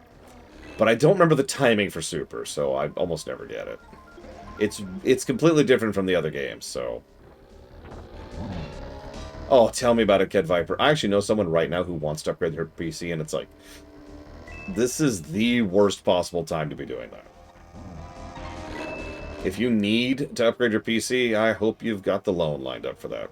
So these turns suck. Watch this. Turn and then into a narrow corridor, which is a 90-degree trap. That is guaranteed to just completely stall all your momentum. Ugh. You notice they keep doing that, but there's several. That's our second trap on this map. Oh, God, and then these narrow corridors which bounce all over the place. And of course, he has more weight than me, so he knocks me. I can't get out of 8th. I can't get out of 8th. Oh my God, I can't get out of 8th.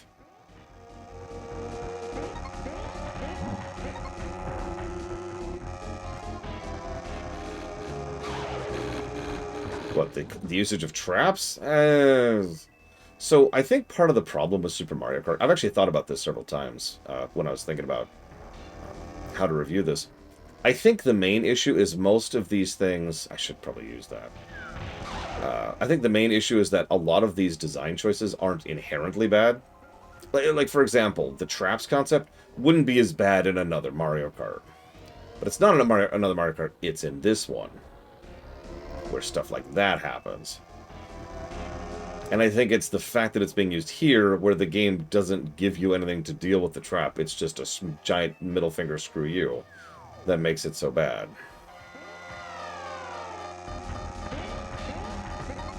I'm not even sure I'm going to 4th. I might just accept the loss. Better to retry at this point, right?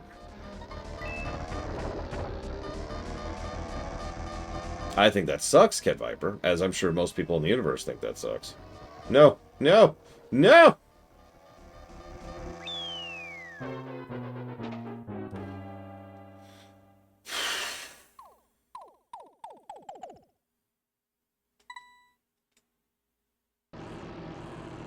Yeah, no kidding, Ross. It's worth noting a lot of people who are doing collections, like the Castlevania collections or the Mega Man collections, that stuff also came out on the Switch. I mean, it's a multiple SKU thing, but I mention that because it's just yet another reason to want it. I actually know several people personally who go out of the way to only buy the Switch versions of several of those because they want to play it on the Switch.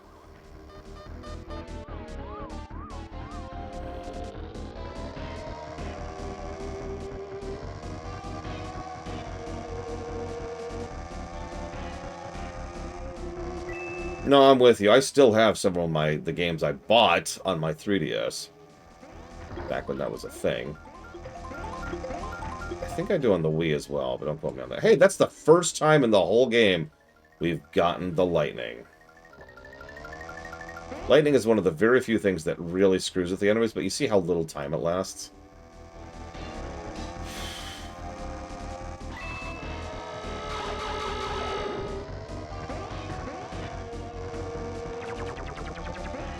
Okay, never mind. It actually lasts much longer than I thought. Ignore me, I'm done. I know in later games they make the lightning last a variable amount of time based on your position. That's irritating. But we're not ranking out at the moment, at least.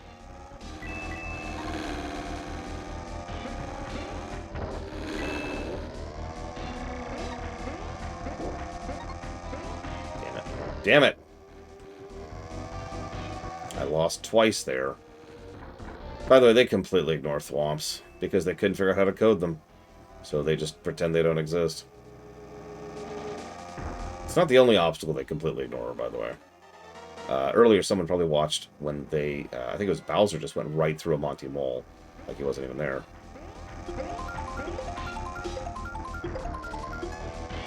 A feather? Really? No, no, no! God dang it.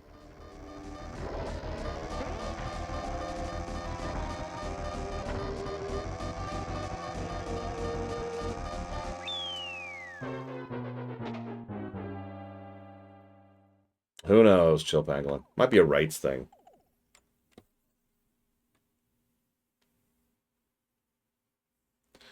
Okay. Agreed. In fact, actually, let me jot that down.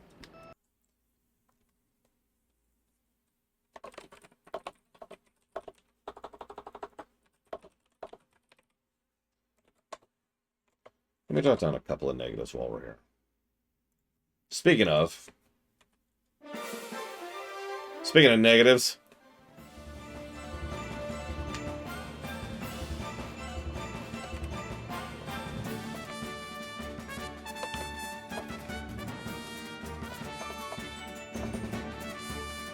Yeah, I haven't looked into Konami, so I don't know any details. I can only speculate.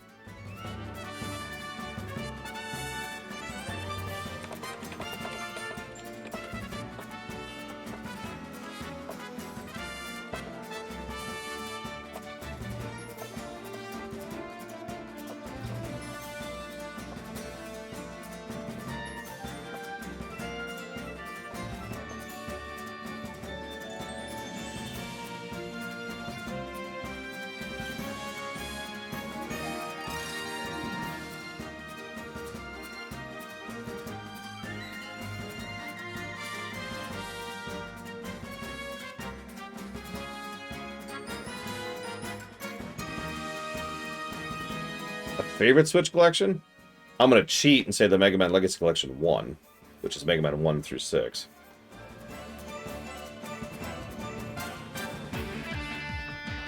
Like, that's too much of a gimme. So let me pick a second favorite.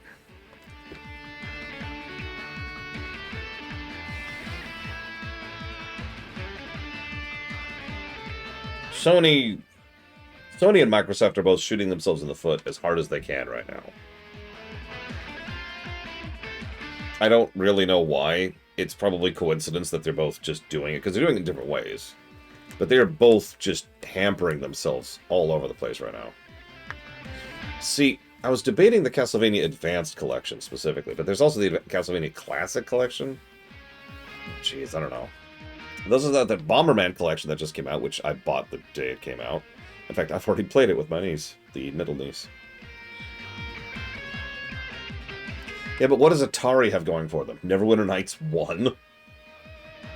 Please, if you get that.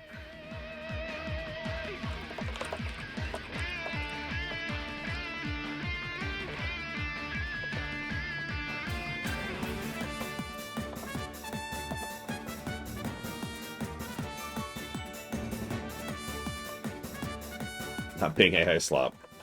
Oh, our standards. They have dipped so low. I don't know if you've noticed, that's actually become a selling point for several indie games in particular, is that, no, we don't use any AI-generated crap. And, I mean...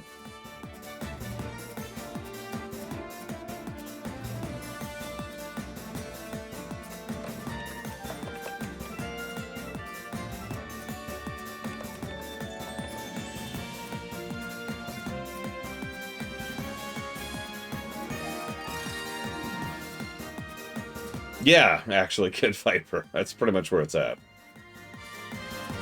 Okay.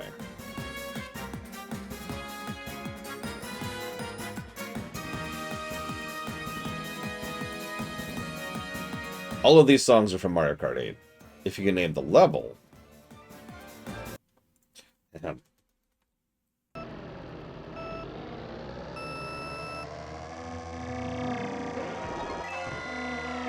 It's from Bowser's Castle. How did you guess? God, you're so smart. Sorry. So you're probably noticing one problem with this game. And it's actually funny because this is something the developers agreed with me on. It's actually one of the reasons they added rubber banding in the future. See, if you fall behind, it's extraordinarily hard to get caught up. Let me try to explain that a little bit. Because the enemy racers always race pretty much exactly the same way, each given lap, excuse me. There's not a lot of variability there, so they just kind of do their own thing. And there's only usually one bundle of power-ups, and the kit is relatively low tier in this one. Which means there's not a... Oh, you asshole, did you see that? Which means there's not actually a lot you can actually do. Which means even if you fall behind, even if you race perfectly, it's relatively easy to not get caught back up. Now, interestingly enough, the opposite is also a problem. If you race too well, it is very easy to get so far ahead that the enemy has no chance of ever catching you. Now, when you look at it that way, it kind of makes more sense why they decided to go into rubber banding to try and solve that problem. Now, I'm going to say something very controversial here. I don't think rubber banding in a racer game is inherently bad.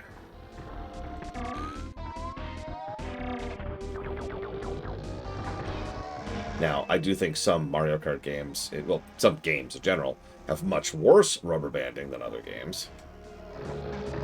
Oh my god.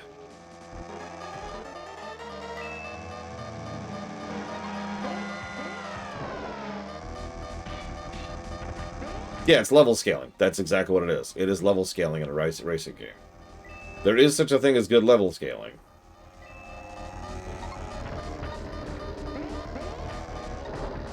Yeah, what most often happens for rubber banding... Maybe that's fifth. What most often happens for rubber banding is the enemy just kind of gets this insane ability to stick to your ass and glue itself there. And that's not good rubber banding.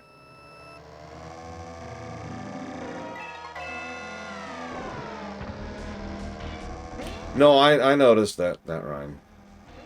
Or that rift, not rhyme. You're not a rhyme person, you're a rift person. Big difference, big difference. Oh, you...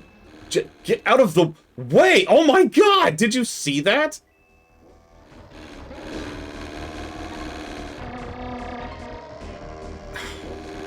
I hate this game. I hate this game so much. It's not going to score that badly, but I wish it would. Because I hate this game. Yep, I could not defeat Bowser's ass. Not Bowser himself, just his ass.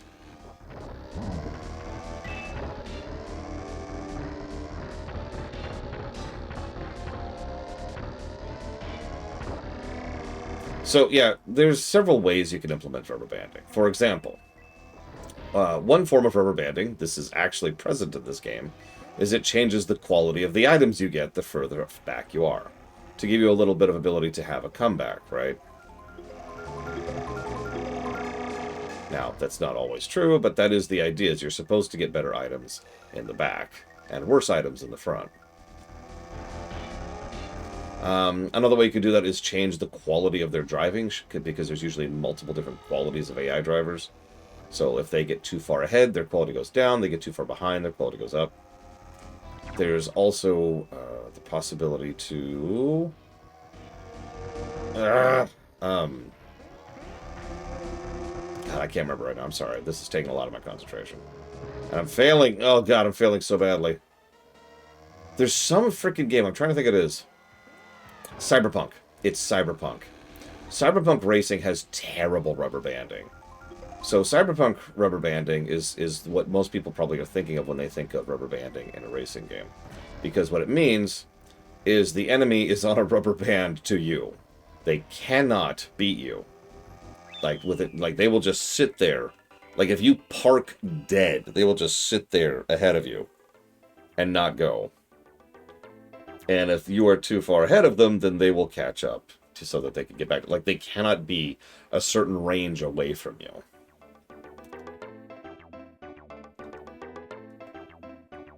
That's bad rubber banding. That's terrible. Some GTA games, I believe San Andreas is guilty of this, do this thing where the enemy has two states, right? One is, I have no brain and cannot function as a functional human being. And the other is, I am the most perfect computer-generated racer in the history of computer-generated racers. And what'll happen is, the moment they pass you, they become stupid. But the moment you pass them, they become super amazingly awesome. And let me tell you, that is also bad rubber banding.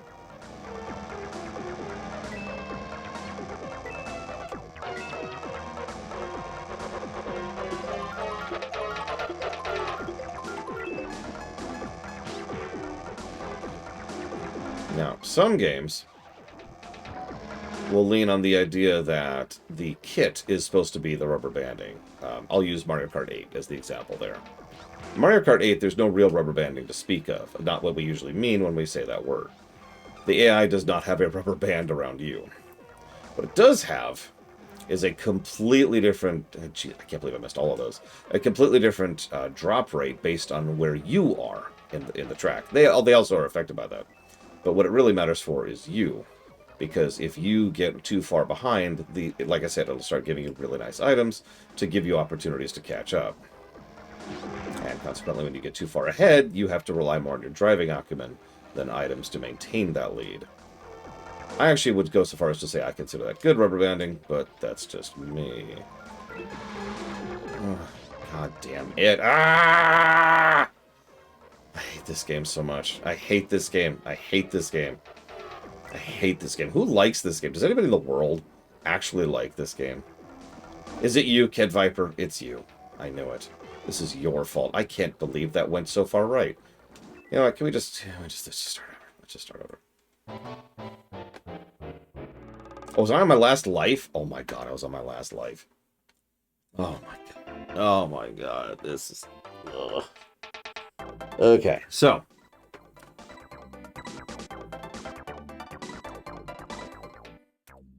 You notice we can't even select battle mode at all as one player. So anyway, so we've shown off all of the racers now. So that's cool. Cool, cool. Depressing, cool. Hmm.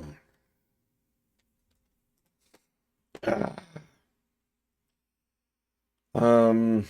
hmm.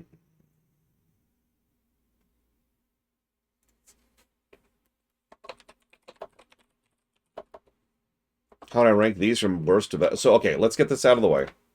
No offense, Kid Pepper. Bowser is the worst. He has the worst stats, and his rivals are Mario and Luigi. That's awful. But ignoring that, I would actually say that Mario and Luigi are second worst. And then Princess Peach and Yoshi are third worst, which I guess means second best, which of course means Koopa and Toad are best. I'm pretty sure Toad, or excuse me, Toad is functionally the best. Let me double check myself on that. Let's see, Toad. Yep, I am correct. So let's try something else here. Let's go down to Toad. So welcome to the Special Cup.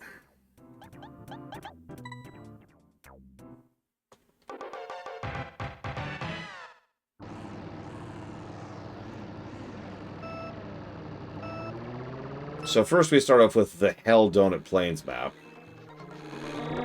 We start off with a narrow passageway, go over a bridge which has gaps in it, tiny power-up section, another bridge which has a major gap in it you have to go over. Notice they completely ignore all that, by the way. Narrow S-turn. Wide turn where the wide goes into the moles, and then a straight across rough, and then one more large turn across moles and rough, and then we're looped. This is a mean map. You also want to be hitting that full speed, the bridge, which has the gap, so you can get across it without going to the water. If you do it full speed, it's very hard to stop in time to not hit the opposing wall.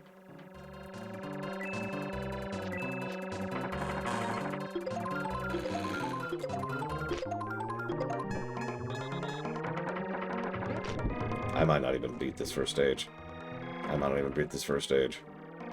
This map sucks.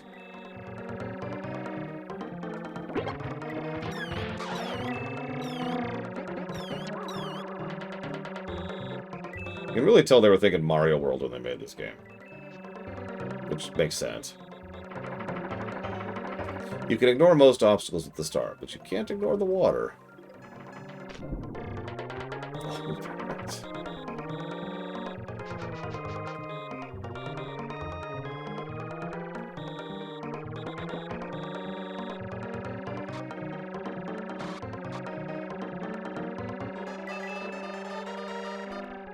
What do you think? Can we get fourth? I don't.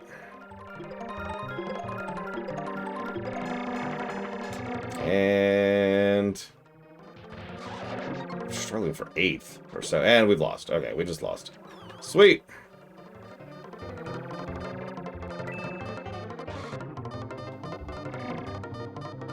Notice it forces you to cross the line.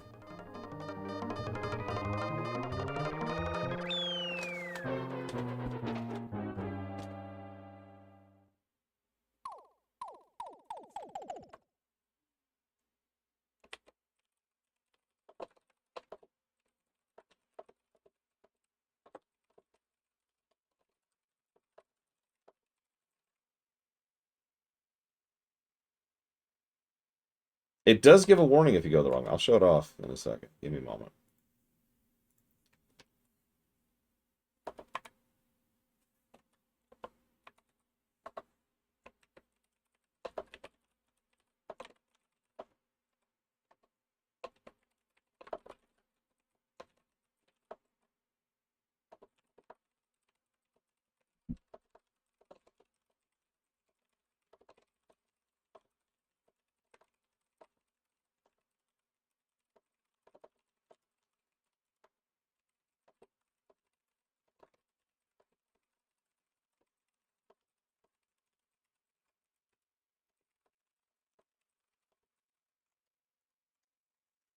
Okay. Take two. Here, I'll show you the wrong way thing really quick.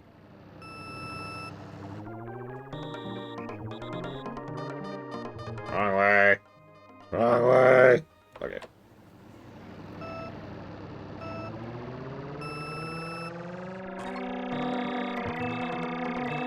So the goal here is get in the lead early and then stay there. That's how you manage this. And you notice I did not accomplish that. I am now in dead last with a gap. Oh my god, this freaking map.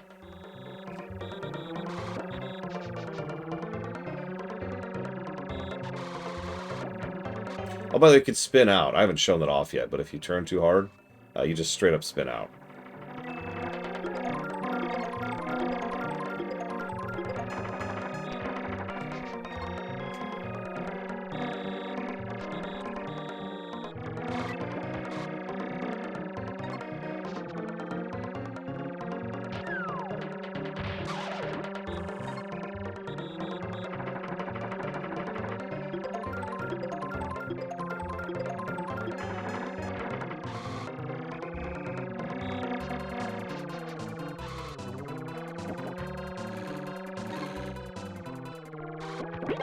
Oh, you jackass. Right as the star wore off, too. He knew. He knew what he was doing.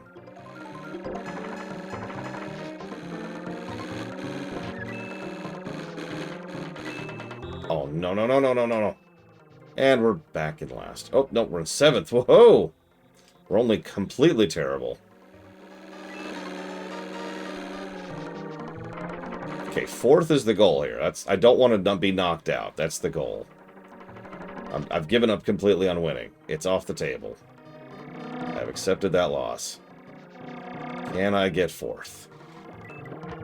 No. I cannot. Oh my god. And we lost.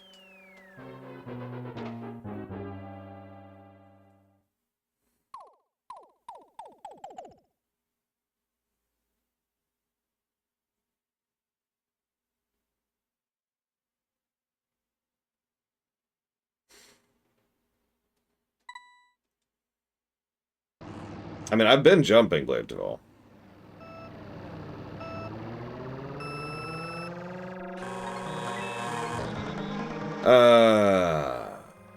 I'm gonna go with no, Kid Viper. Which is funny, because that's pretty much what they did with 8.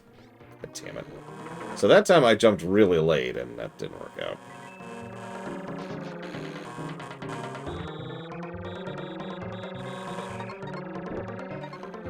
Well, this is the first track of the Special Cup. It gets much worse from here. This is merely a track that is very mean, and would actually be a really good track if this was a better game. Which, of course, it is not.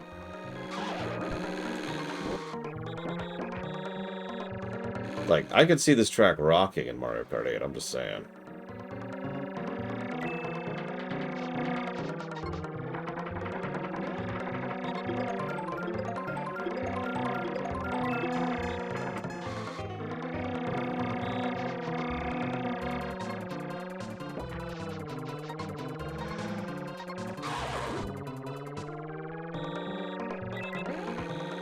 No, no, no, no, no! So that's what spinning out looks like, by the way, if you're wondering. We're in 4th, though. We have accomplished our goal. Can we hold it? Signs point to no. But now. will we get in fourth? Or will everything go wrong again? Hi, Nordame.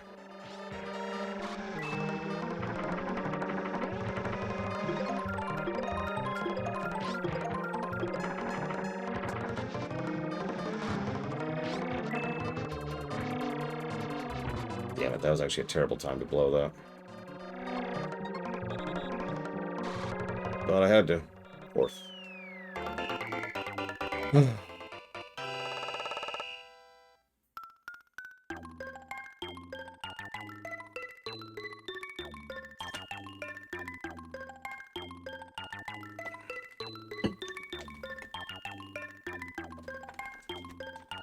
We placed.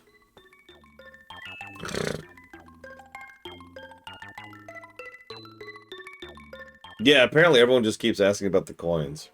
So now it's about to get worse. This is the much worse Koopa Beach.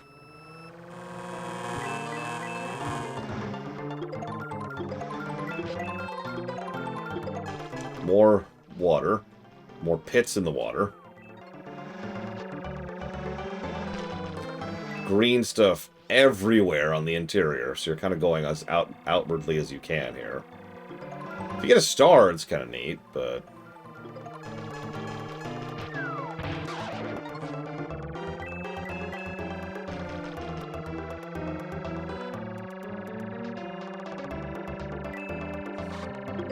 One of the bigger problems with the beach levels is they are so short. I guess this is true in general, but they are so short that any mistake is horrifically punished.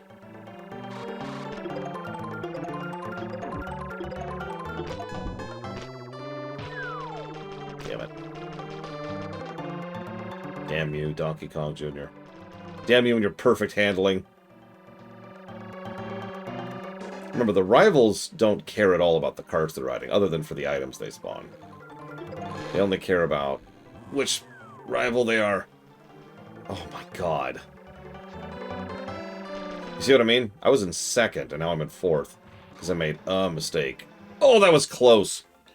I almost got fifth there. No, J. Palmer.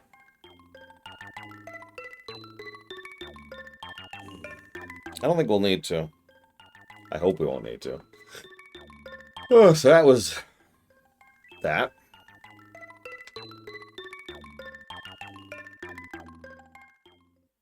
Next, something even worse.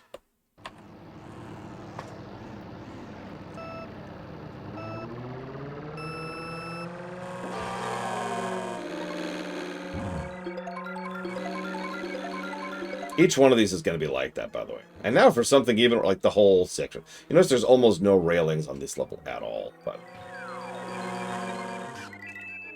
Oh, that was bull crap! Mario Kart 64, Russ. Wow. Okay. I'm in eighth. How many lives do I have left? One. So about that cheat flag. I hear you guys love it when I throw up a cheat flag for a beloved classic. Not that Mario Kart 6 is Super Mario Kart, excuse me, is beloved. Shouldn't have gone for that. Come on, fourth. Oh, Jesus. Come on, seventh.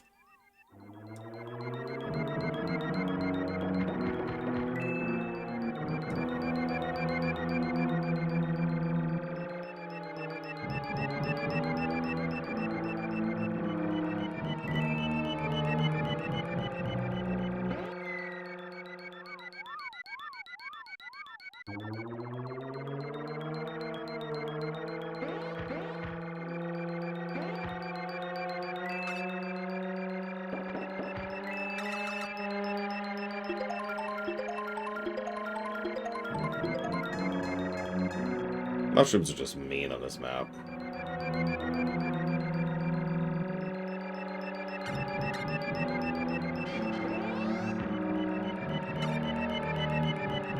Come on, seventh. Come on, seventh.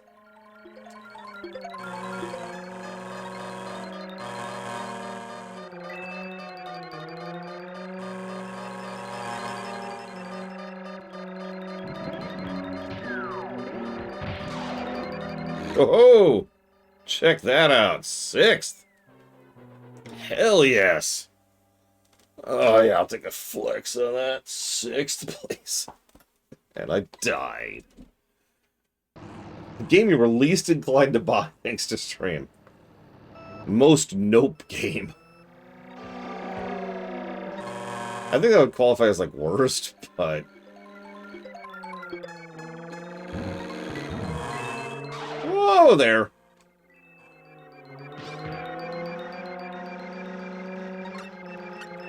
That's another thing. So, part of the problem here is the AI doesn't really have a recovery period. If something goes bad... If something goes bad for you, it takes you a moment to recover. Worse, you're probably more likely to screw up again because you're recovering. If something goes bad for them, they just go right back on the script. Like, immediately. No issues.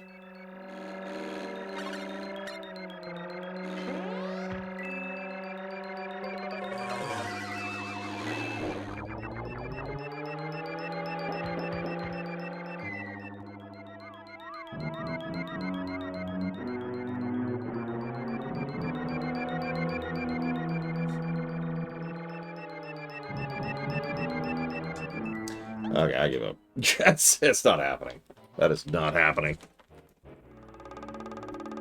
Oh. Hang on, my neck hurts.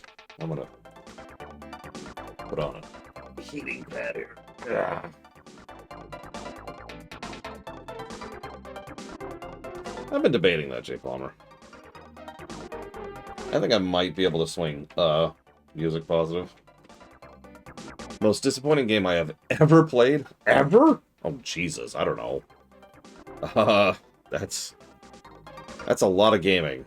That's 40 years of gaming. No, I don't think Starfield was most disappointing.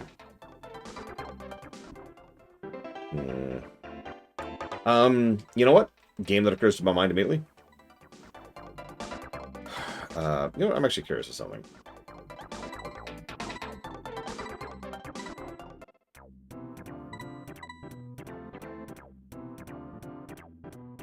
That's interesting. Yeah, I thought so. We have to be on 100cc. I was right. Thought so. But yeah, one of the first games that comes to mind immediately is Star Wars Empire at War. A game I don't consider to be a particularly good game. And I was hopeful for, you know, a Star Wars 4X, and what I got, or a Star Wars RTS, and what I got was that.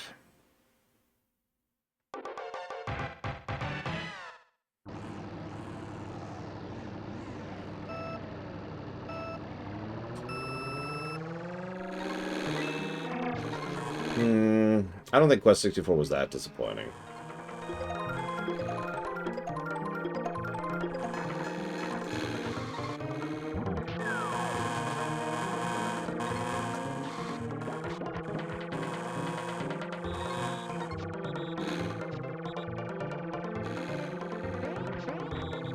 I could also mention Dragon Age 2, obviously. Even though I actually liked that game at the time, it was not what I wanted.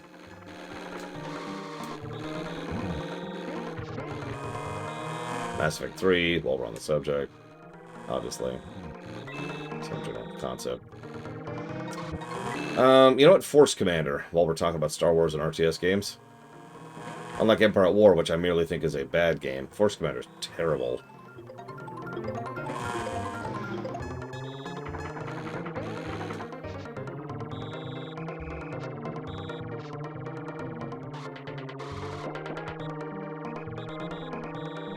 If you haven't seen Force Commander, I got nothing. Like, I don't even know how to describe how bad that game is. Just imagine a really, really terrible RTS. And you got it. You win. Like, seriously, it's one of the worst RTSs I've ever played. No exaggeration.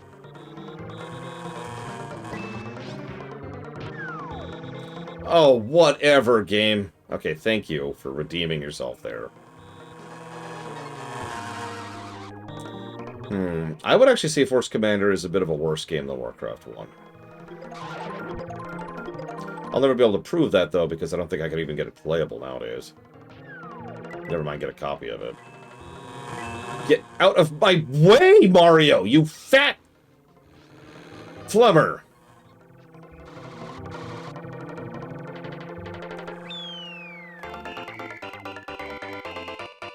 Yeah, no, mods are what took Empire at War and turned it into a game.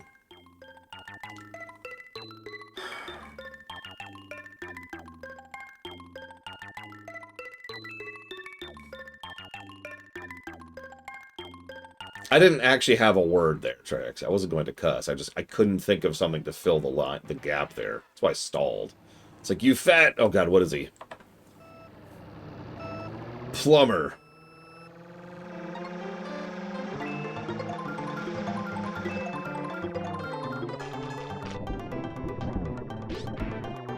Wow, that is exactly amazing.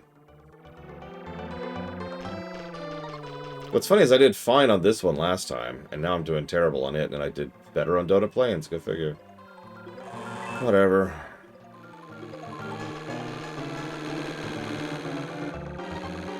I accept my inevitable failure.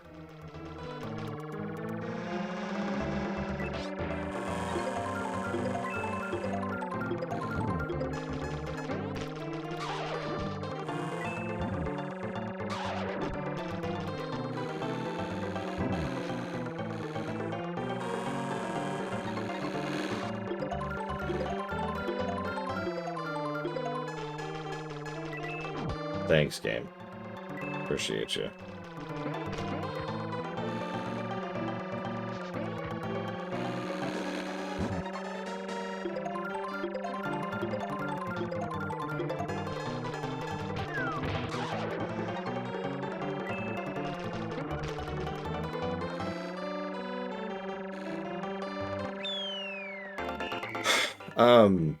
To my knowledge, they never have. Coins are still a thing in Mario Kart World, which just came out, you know, like last year.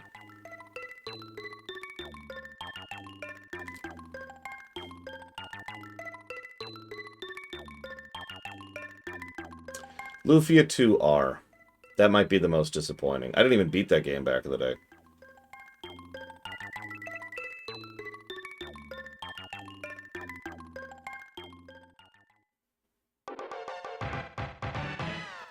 Now to lose all my positioning. Here's the goal here.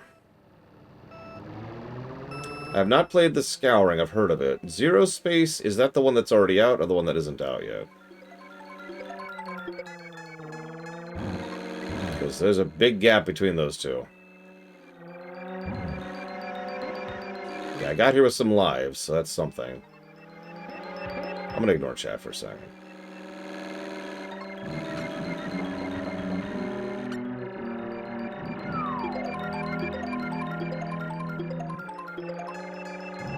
God, that's pathetic. I have to reach ignore chat levels to be able to place 4th. That's just Super Mario Kart right there.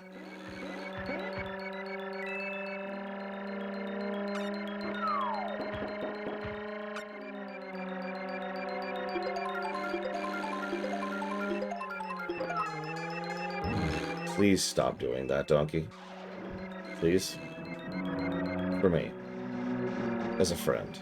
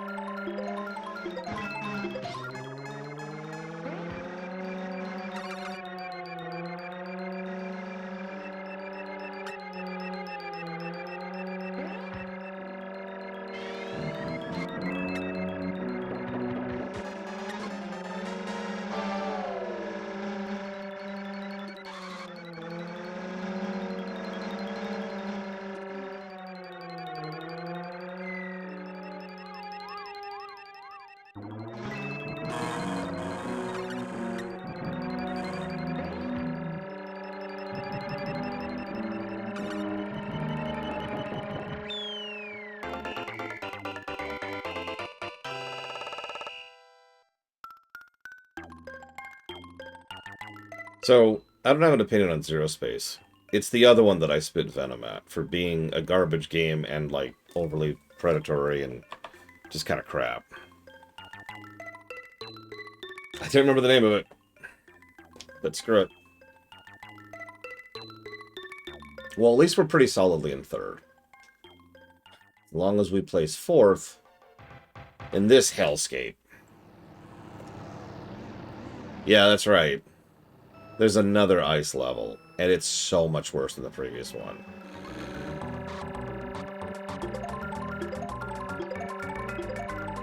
You see that giant block of breakable blocks there? Did you see that giant block of them? How about this field of them right here?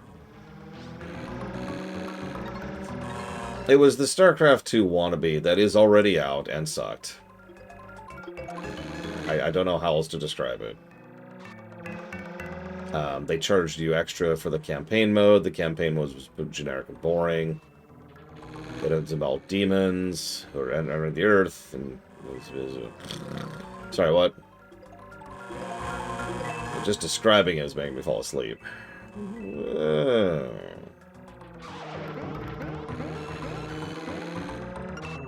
my god, I think I've hit stuff on every single lap now. Oh, you little asshole.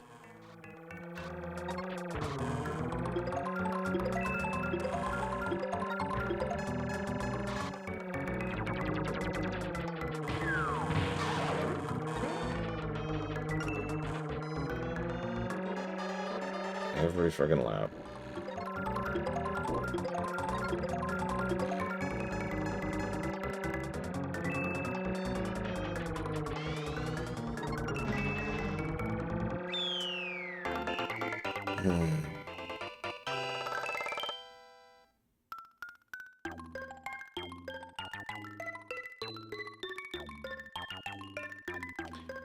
Okay, we're basically in the clear.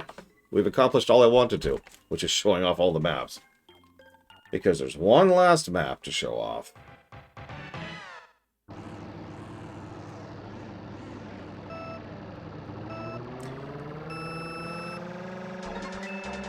Fun fact, this actually wasn't in the game originally. At all. There's a whole other track, which is going to be, which I believe was a Choco Mountain, I want to say. It was also originally much thinner, but no matter what they could do, the AI was incapable of actually driving on it. So they had to widen the track so that the AI wouldn't constantly die, just from, you know, driving the track. Which maybe that's a sign, you know. This also started the Rainbow Road tradition. Also, my favorite song in the game, while we're on the subject. Not that I think this is a particularly banger soundtrack, but this is my favorite song in it. I like how she just completely ignored that, because she can just do that. She can just ignore obstacles in her path.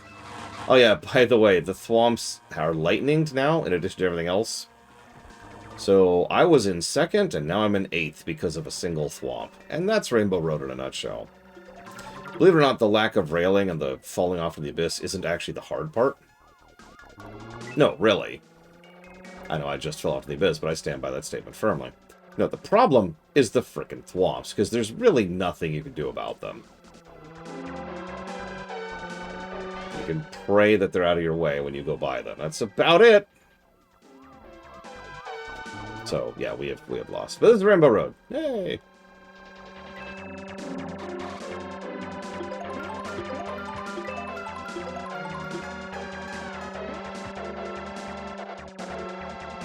I wonder how the transcoding is handling this.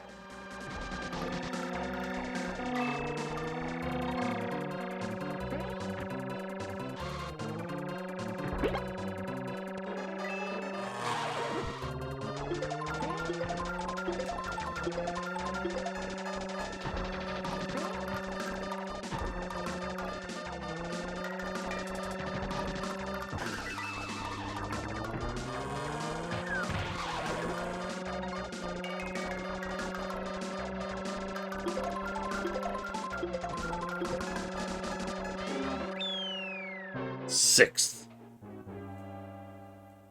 I believe it's still in the game files, J. Palmer.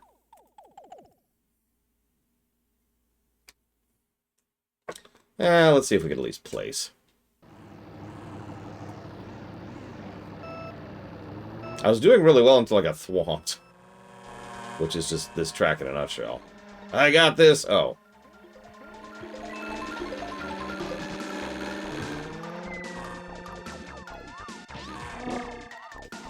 Let's just try that again.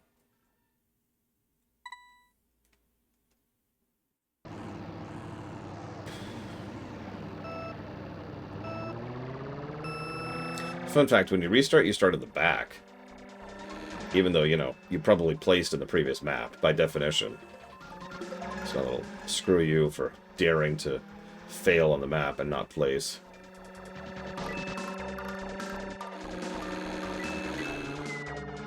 God damn it, that's the second time he hit me.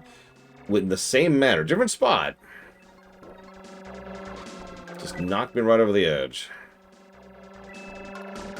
Sorry, guys. I got... That's that, you stupid goddamn dinosaur.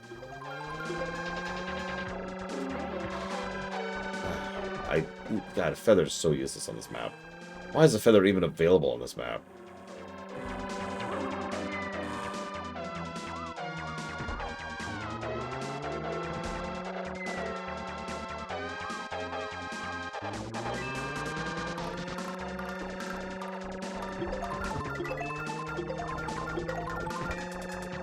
Why did you give me 2 feathers in a row?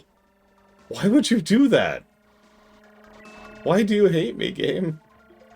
Is it because you're crap and I'm going to give you a bad review because you suck? Is that why? Game's like, oh yeah? I'll show you. What I find really funny, while I was looking up information on this, I found a bunch of reviews from back in the day. You know, 1992 reviews, and they were all very glowing, as you might imagine. Then the game got a re-release about 4 years later for the 1996 Nintendo Classic thing. Additional print run for a bunch of games, put simply. Well, the game didn't review as well then.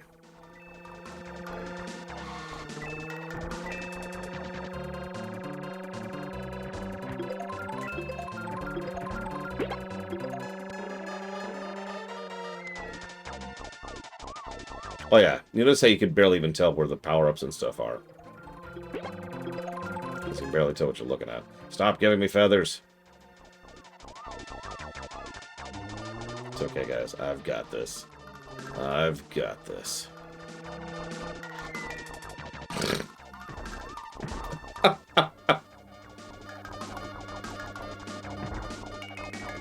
there's no backing up in this one. Turn around. Can I help you?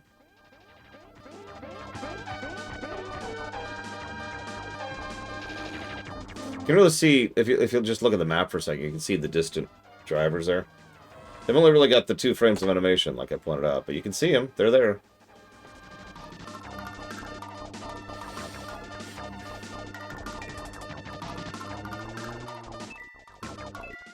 One more attempt.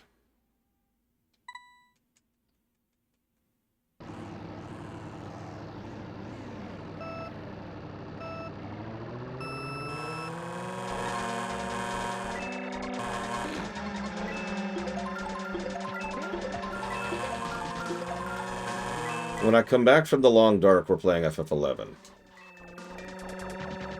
I guess I'd call it the Schrodinger's dark, because I have no idea how long it could last. It is possible it'll only last a day. I really doubt it, but it is possible. God damn it, donkey. I tried to swerve into...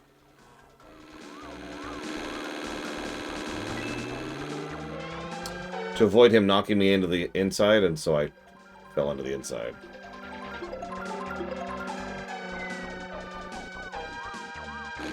They're doing house renovations, people just know.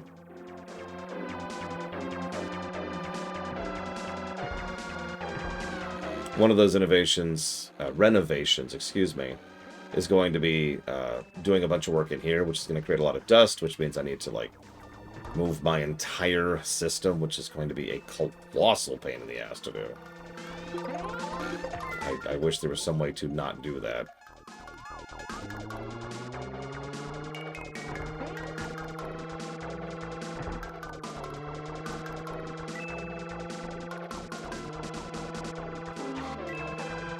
Yeah, ostensibly it should only take them a day to do the ceiling in here. But I have no idea how long everything will take. So they're removing the ceiling tiles, Ross. I do have a bunch of tarps, but I'm probably going to move, at the very least, the computer, which means unhooking everything and then dragging into another room somewhere. Now, I'm sorry to sound so irritable. It's just I'm really irritable about that. It's a gigantic interruption in my schedule and my life. And it's a giant uncertainty thing, too. I have no idea how long it's going to last or how much, you know, anything. I have no idea. It's really fun.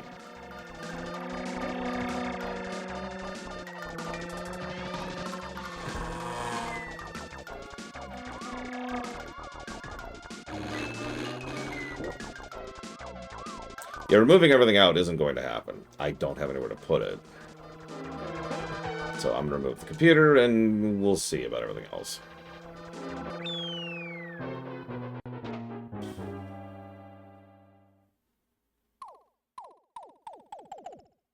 And that was Super Mario Kart. Hope you've enjoyed. No, we really are actually done. That's it. Hope you got your guesses in.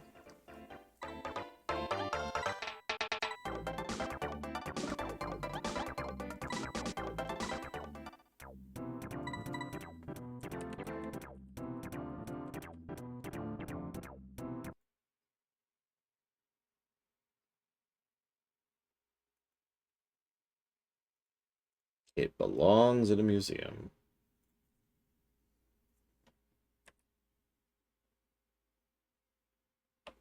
God damn it, did I really do this in the wrong order? I did.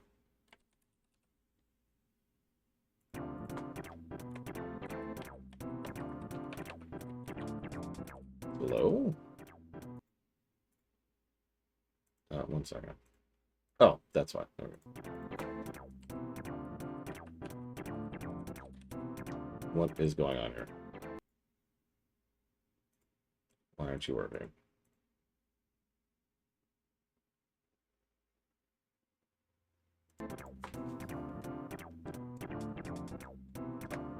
I was gonna show off battle mode, but apparently I can't even get the frickin' controller to work.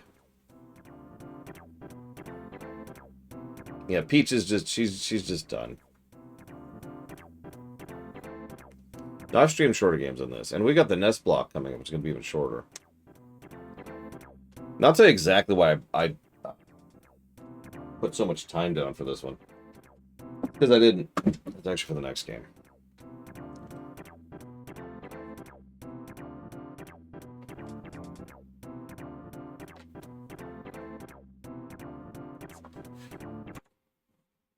Yeah, Paperboy is going to be pretty short. 1 second.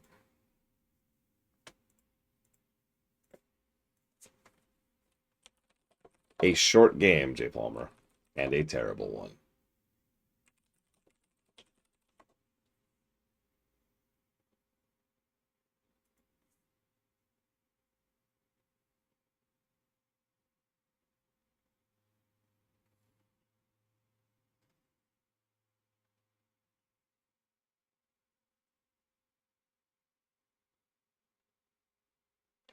So here's a fun one.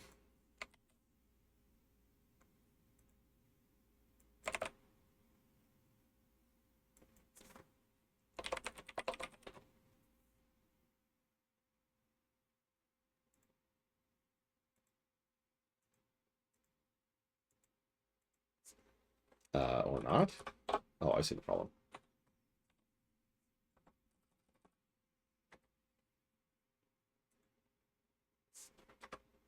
Sorry, 1 second.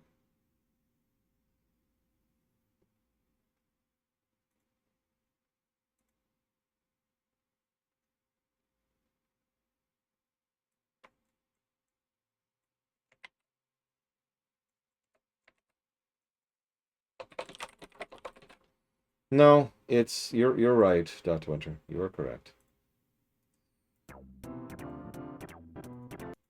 Okay, let's make sure these are on. Let's reset.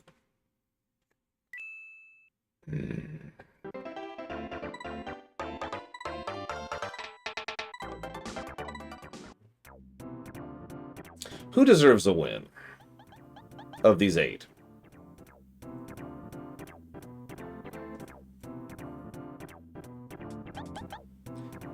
I love how Yoshi's mouth opens as he's turning. I'm feeling Yoshi. We didn't give Yoshi some love. Come on, Yoshi. Let's go.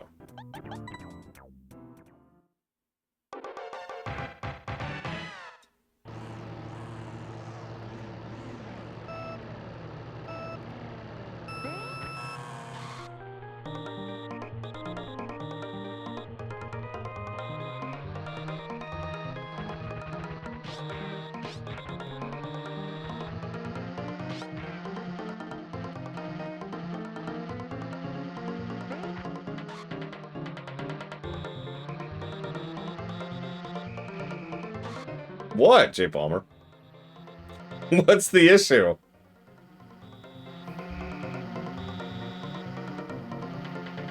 Look, they're trying really hard, as you can see. They're trying really hard. Like they are going to get through that barrier someday.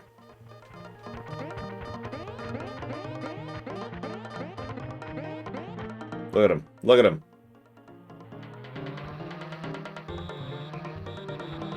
I turned off their ability to steer.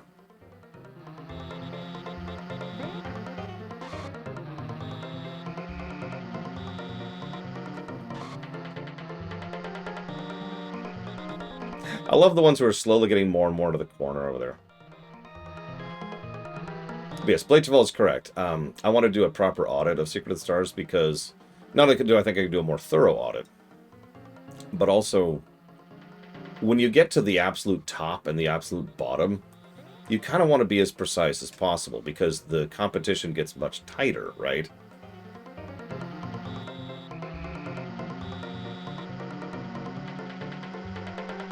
You know, the difference between the top and the second top is much more minor. Nobody cares, really, about how super precise the review is of a game that scored 15. No, see, the thing is, Starfield is properly up to date and up to code. I have no additional need to go back to Starfield.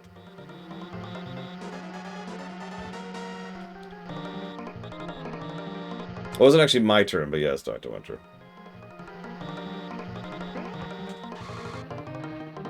It is Melkor Blade. Starfield literally damaged my PC. No, Sticker Star was just a few months ago, so that's also good. Hey, we did it! Check that out! They're nothing but net.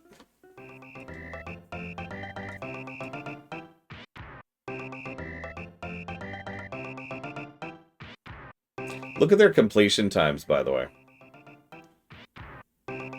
So, this is actually kind of funny. There is no Sticker Star remake. So, we finished, well, playing badly, I feel like adding, about a minute and a half before them, and then all of them magically finished inside of about 6 seconds. Within each other. Oh, well, we can review Color Splash someday. That's not a current review, but that's just a new review. So this will be funny. Watch this. Bye.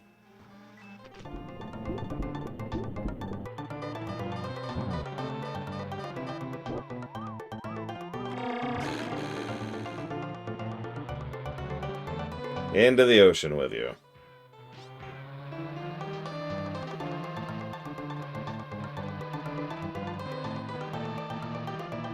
Yeah, at this point in time, most of the games that are old on the list either have been updated and accounted for.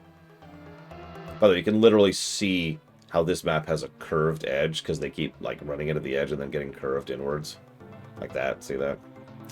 Anyways, so all the old games that needed to be touched up have been, with the only real exception being Homeworld Cataclysm, which is going to be covered during the Homeworld block, so that's already, you know, we're good on that. Notice we can't pick up coins or power-ups while this is on, by the way, which I find funny. Excuse me. God, Toad. Go back into the ocean. Catch some waves. Get out of here, get out of here.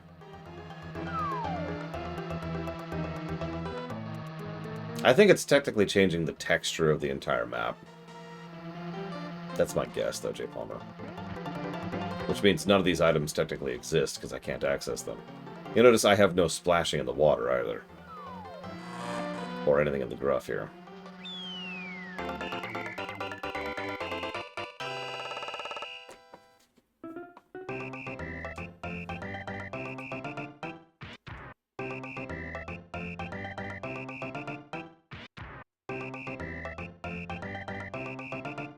Yeah, it might literally be disabling whatever they have going on for physics in this. Because even NES games had physics. So this should also be pretty funny.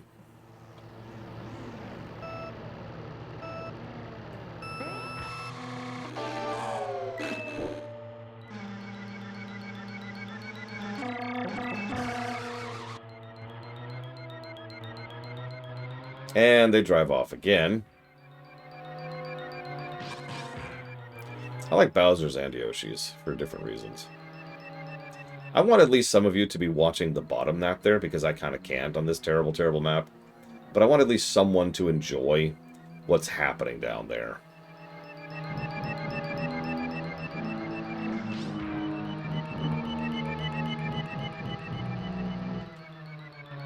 Yeah, I'm looking forward to Rainbow Road.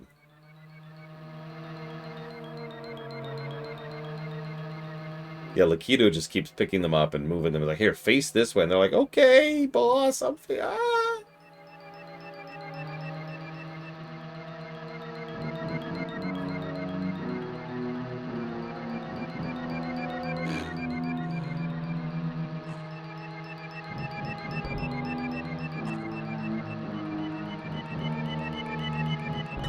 Yep, walls work. Good to know. That makes sense. They're objects, not part of the track. That's why they can go away. Apparently I can also go over the edge a bit there.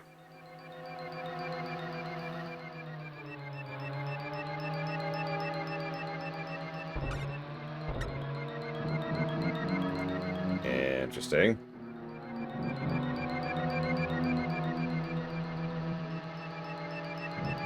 Well, since we're pretty solidly in first...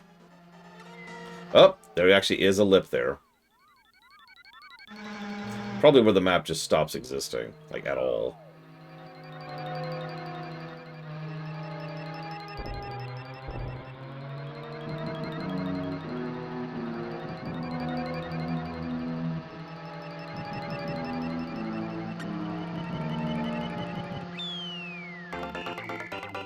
Okay.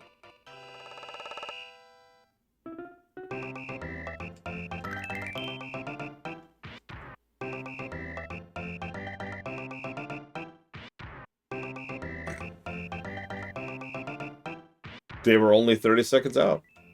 That would make sense for a good one. So... this could go interestingly.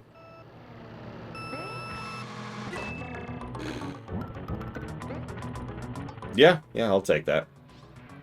Because, yeah, there's a corner over there. Okay, listen, I'm not here to judge. Whatever you guys are doing in that corner is up to you, okay? That's your business. But this is a family-friendly channel, okay? So I'm going to need to ask you to stop it for a minute, okay? Thanks.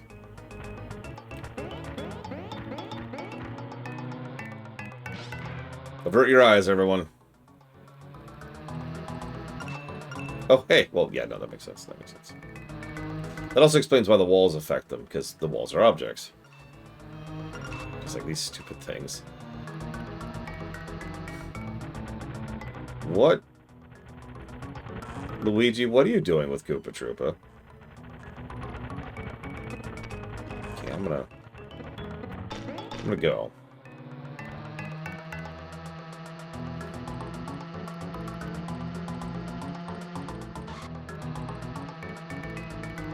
You asked for hot card-on-card action. You're getting it.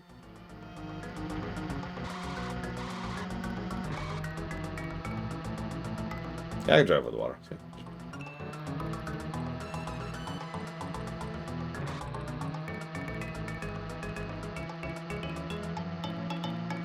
I wonder how far I can pull this. Like, could I just...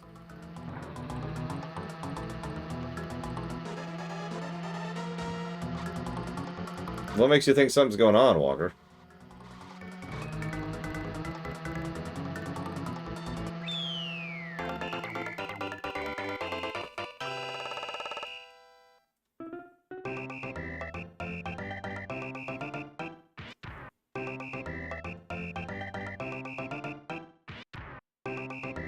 Now that was interesting. Did you see at the last second the walls went away?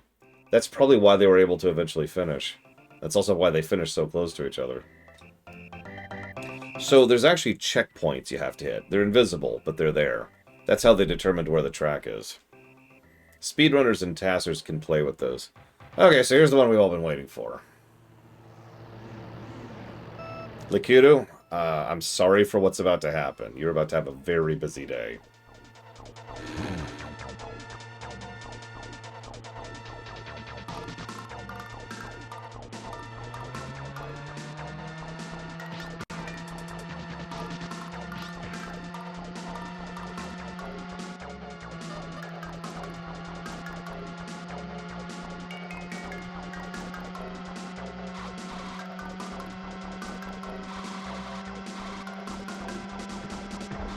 Oh, they're driving great. Look at that. Look at that. They're driving. Oh. Good aim, Bowser. Jeez Louise. I like how periodically he's like, wait, you're going the wrong way. Wait, are you? I can't even tell. Where are you, Yoshi? Where are you, Yoshi?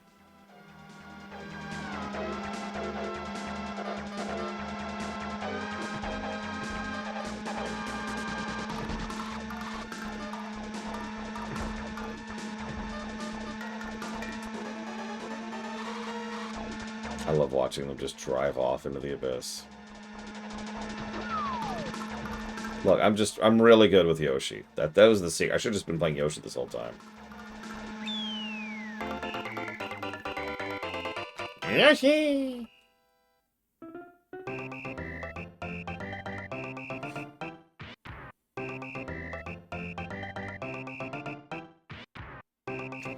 So let's see Yoshi's victory.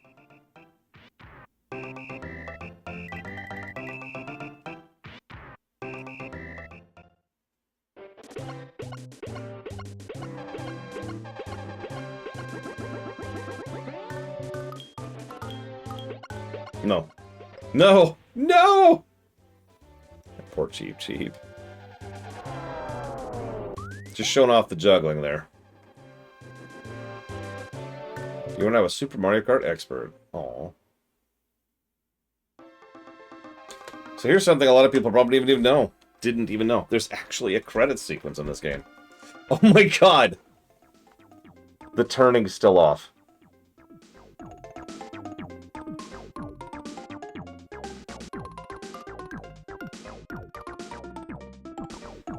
I'm leaving it off.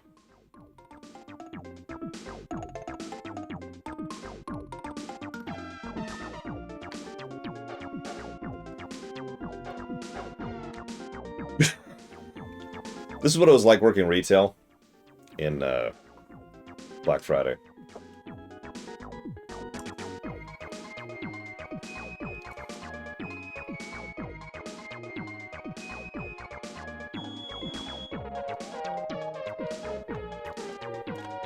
The depths.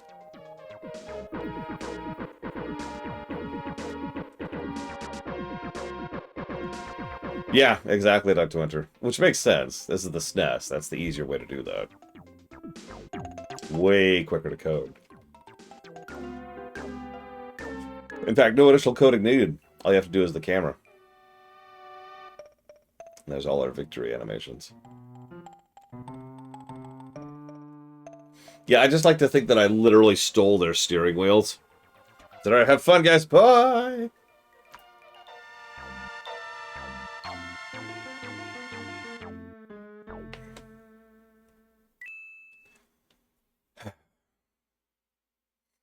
And their brakes.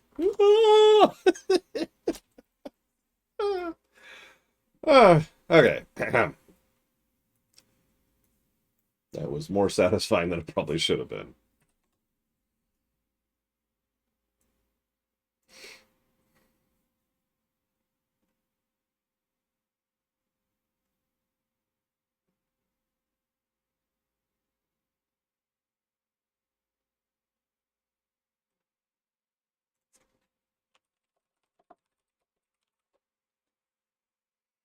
Sebulba. I mean, obviously Wario, right? Wario just has the Sebulba vibes completely.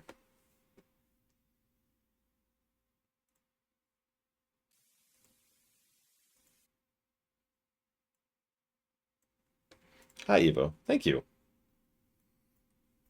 Welcome to the audit.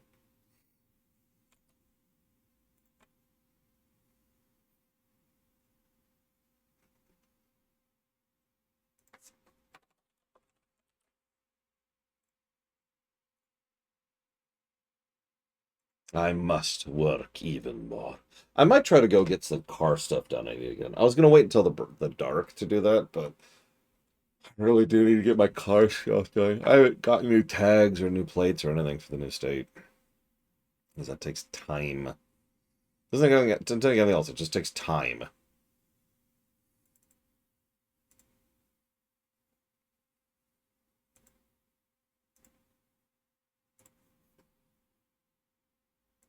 So, how do you think a Tasser plays this game?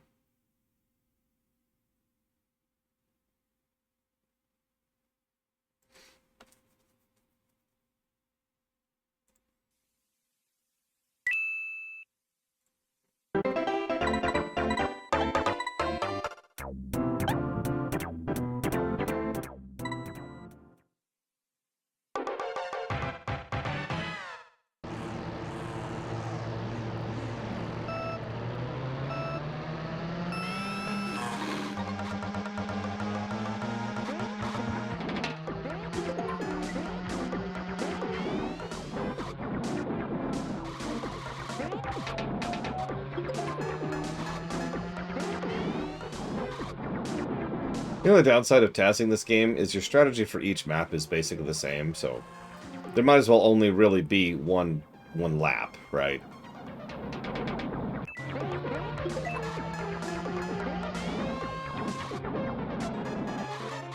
In case you're wondering, he is manipulating luck to make sure he always gets mushrooms, obviously. You can actually do that live if you know what you're doing in this game. And the next one, and I think that's it. I think after that it's determined by the RNG. Don't quote me on that, though. So, the way it works in this game and the next one, the N64 one, is I say there's a chance of items showing up, but what that means is let's assume there's random number 100 frames of the item rotating around, and if you have like say a 50% chance of getting something, 50 of those frames are that item. Whichever frame you hit the button on determines what you get. Make sense?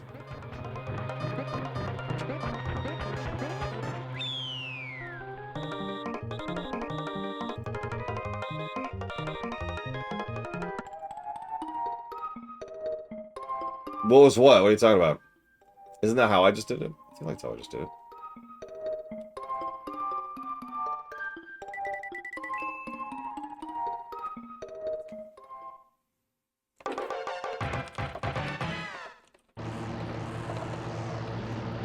So remember how I mentioned earlier how it determines its oh, do you want to see it again? Yeah, I'll show you. Go, go, go.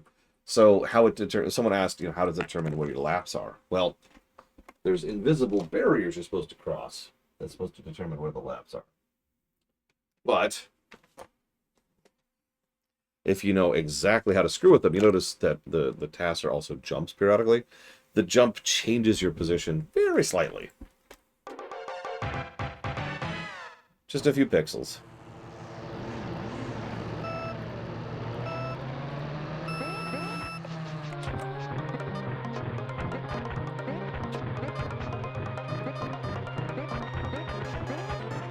And done.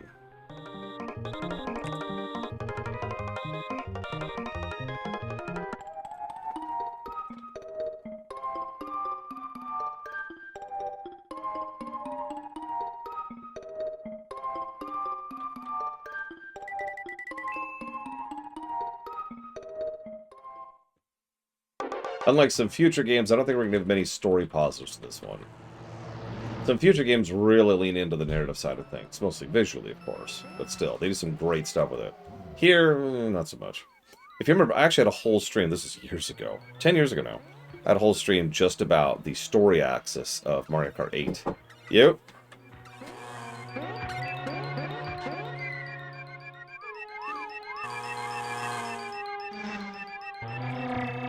So, my sister is alive. I am. Several people were asking after you. I went to the ER. Yep. At 10. Yep. It took until 4 Oh my god. to get sent out of the triage area. Oh. Yeah. I don't think I saw a doctor until like 6. Yeah. Yeah. It was a busy night. Yeah, that sounds about right, unfortunately. Yeah. They don't know what's wrong with me. Okay, that was going to be my next question. They don't know what's wrong with me. They're giving me different drugs. Because my symptoms are consistent with having some sort of infection. But they can't find any evidence of it in any of the tests. Okay. Except for elevated white blood count. Well, yeah. That's it. That's what they got. So I've been instructed to come back in 3 days if I'm not any better with these drugs. They gave me a CT scan. Oh my god. And didn't show anything. I mean, technically, that's a good thing. If a CT scan shows something. Give me your...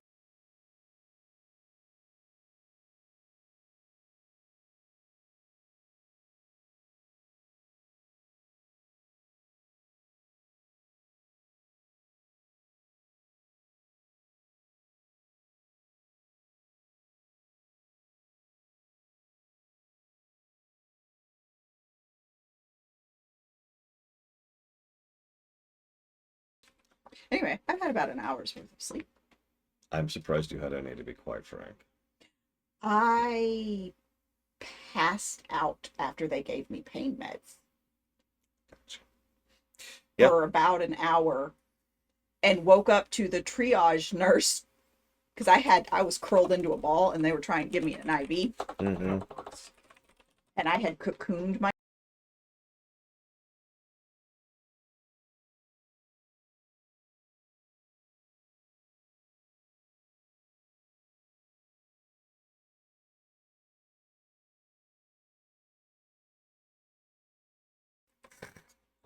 Dream Whisperer says you have Lyme disease. That would suck. Yeah.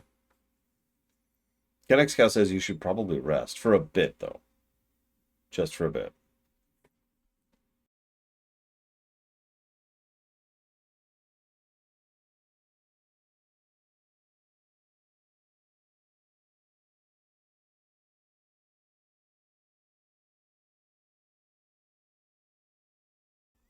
Anyways.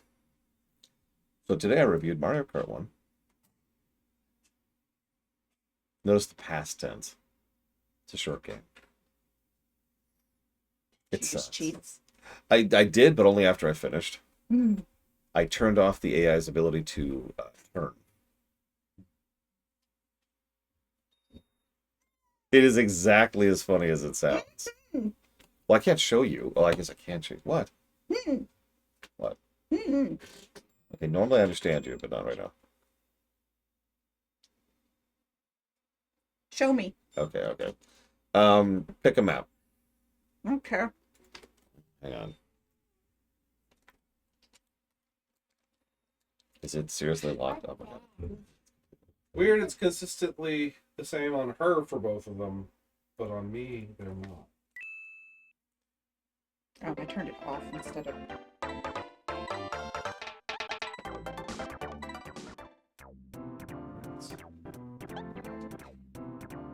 Each turned off. Just for Kid Viper. Wrong button.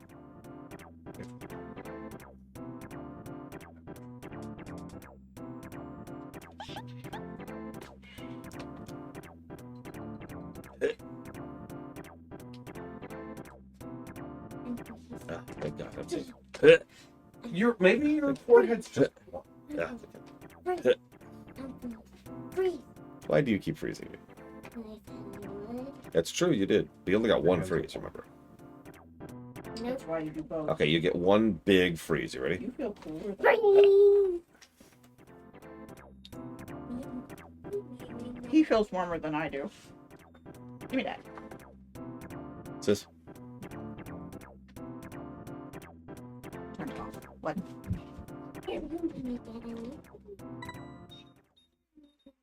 He's had a fever too. No, I'm probably just hot because I have none of the windows open. That hot doesn't make.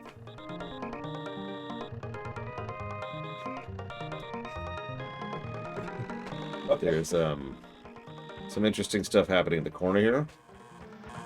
Not that I'm here to judge. One of them's like making some progress. Yeah, but they ran into the other. Oh no, is that Peach over there? Not that she has that name yet. Mario is just so aggressive. Look at him. He's just like, get me through. So is Let me through. it Donkey Kong? Yep. Yeah, Donkey Kong Jr. Or Donkey Jr. Whatever stupid name is. Just gonna whoop, whoop, whoop. Remind me. You are driving in the grass, And the it's not causing a problem. yeah, the grass doesn't exist. You turned it off. Yeah. Just to show it off. Textures don't exist. Pretty much. I can just do a wheelie. I always loved the lawnmower sound of going through the grass. Alright, so this is consistent between them, but between us, these two do not match. And this isn't matching this.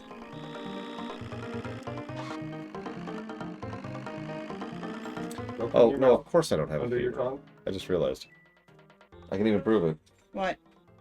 That you don't have a fever? How are you going to prove that you don't have a fever? Because I've been wearing this for like an hour. How long have you had it off? For like 10 minutes. That's pretty much all it takes for your body to regulate. I'm just saying. Even if I had a fever, it doesn't change anything, so it doesn't matter. Normal. Then why is it not on me? Hey, kiddo. You recognize Mario Kart? Mm-hmm. It's kind of an older Mario Kart. I recognize. You cannot watch me, for there are people jumping in the water. That's mine. This What? one. I can't really continue without her, because the whole point was to show her this. Me? No, the other her. What? Go ahead and leave that there. Anyways, I do need to get back to work, though, because I'm going to do boring work stuff now. Okay. Can you get the door, please? Zero chance, J Bomber. Speaking of. Okay. Back to wake.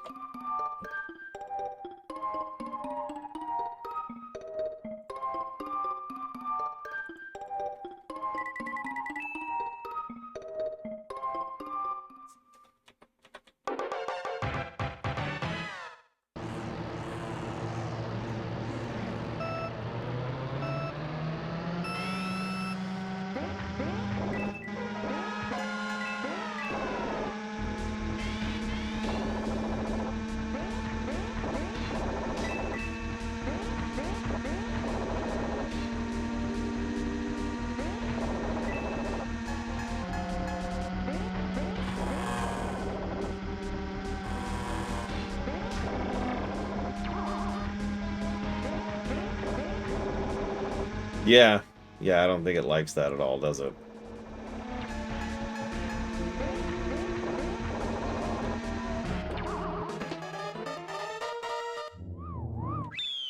And done.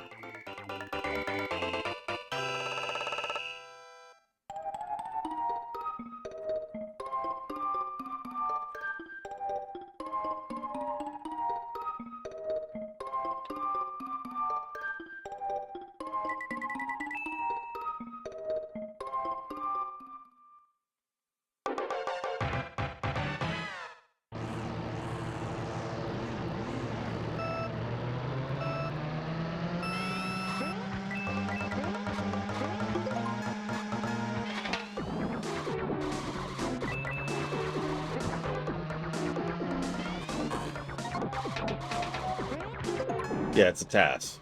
So, I really hope they're pixel perfect, because if they're not, someone's doing something wrong somewhere.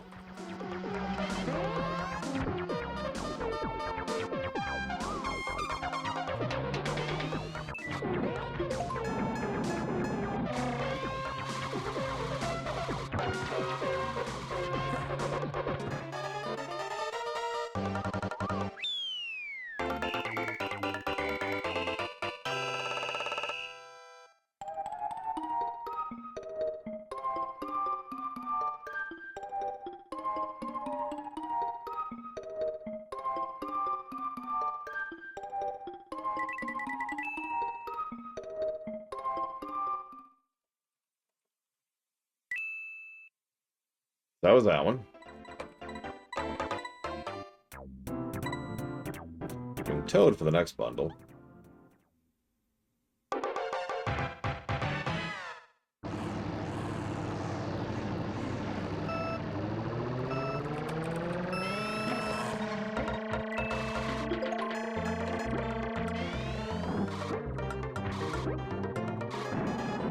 Oh god.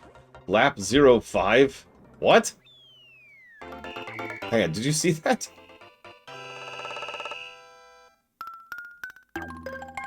I just want to be clear.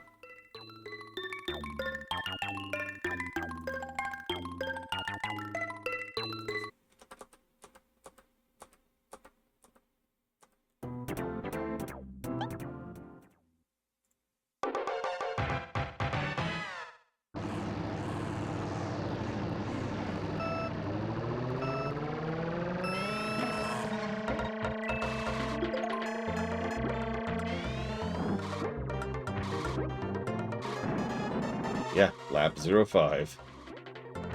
Lap 05. You win. Yeah, I think Dakota's right. I think landing on the wall just completely breaks it. It's like... uh, I-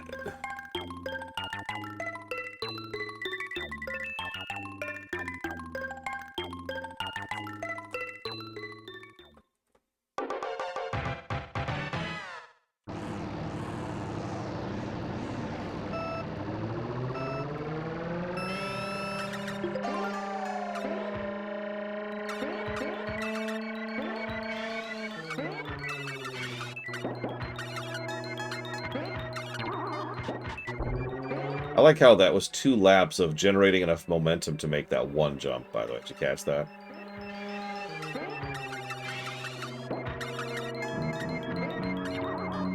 See?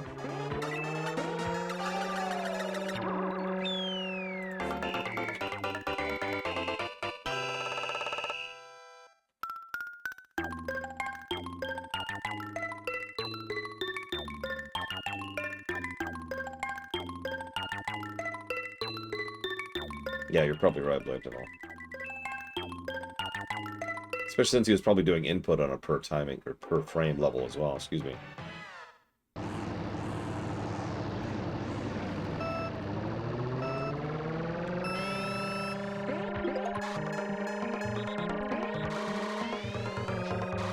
What?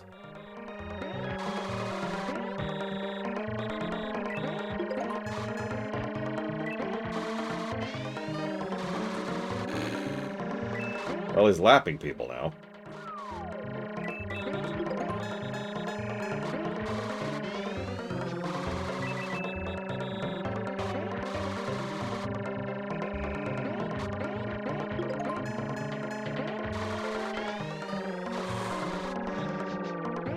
Yeah, I clearly just needed to jump more. That appears to be the secret to success.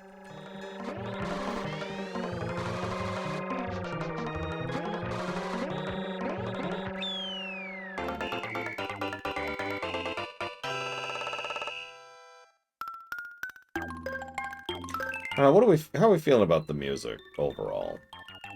Any thoughts on that?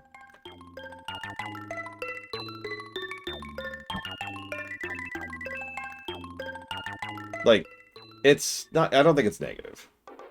It's certainly not as good as the N64 version, which, while I have issues with the N64 version, the N64 version's music is solid.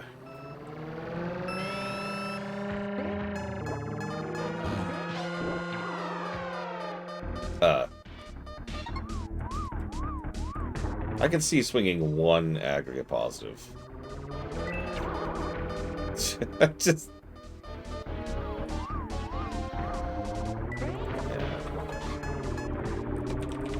Yeah.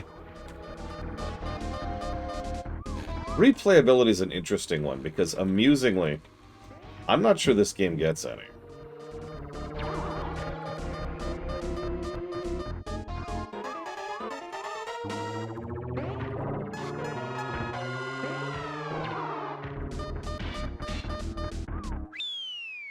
Like, to put it into simple terms, it would be like giving F-Zero replayability positive. I don't think it works, you know? Yeah, co-op, sure, but co-op is its own thing, so... yeah. It's like New Game Plus. New Game Plus doesn't give replayability positives. That's its own positive category.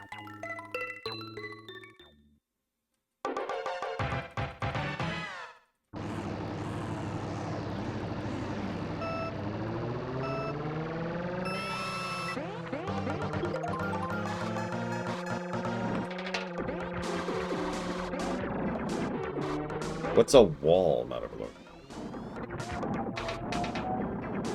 What in God's name? How is he still aiming left?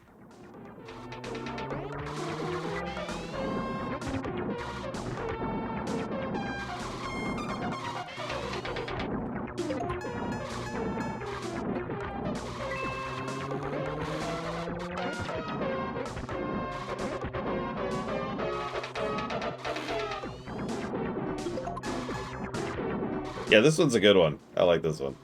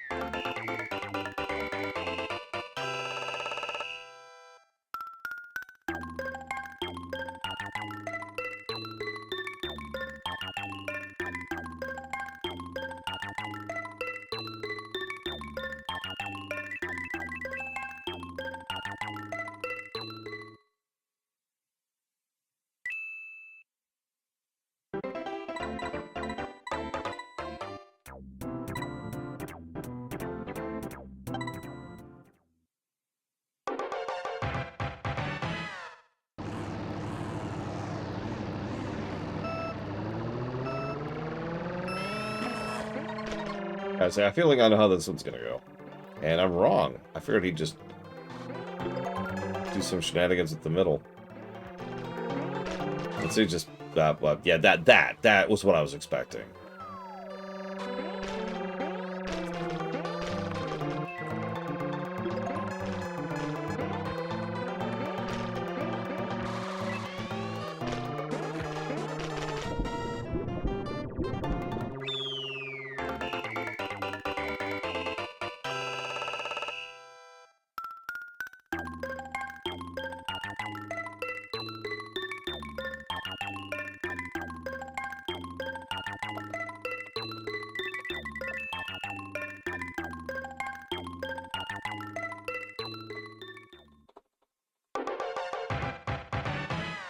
Depends, J. Palmer. There's plenty of game developers who either encourage tasking or speedrunning or, like, actually care about the speedrunning community and reach out to them and add speedrunning changes and modes and blah, blah, blah. And then there's the assholes. They're assholes. Lap 05. Enough said.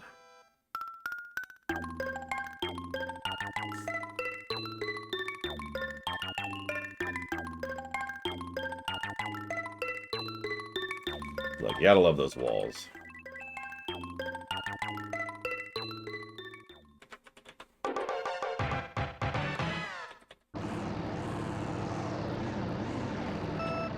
That's funny.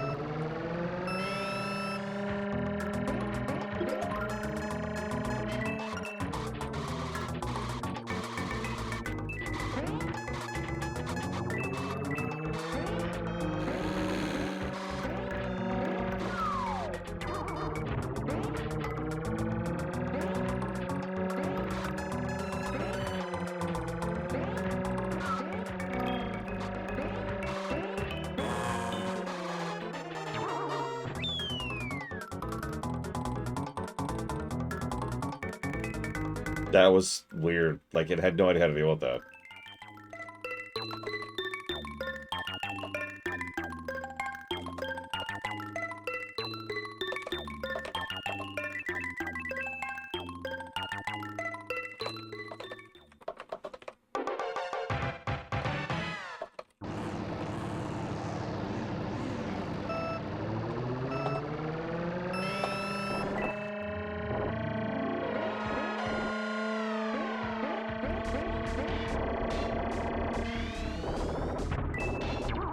Yeah, I kind of called that one. I'm not sure what trick he's doing to actually gain speed on the walls.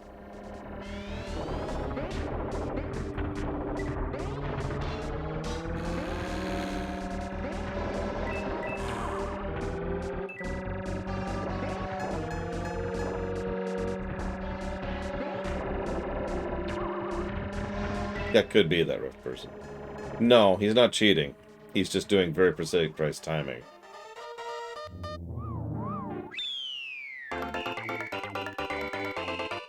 When you can input things at the frame level, you can do some weird stuff. What do you mean, Friscoborn? I don't understand your question. It was next in the queue? Like, I don't understand. What's the issue here? Do you hate me, Friscoborn? Is that what this is?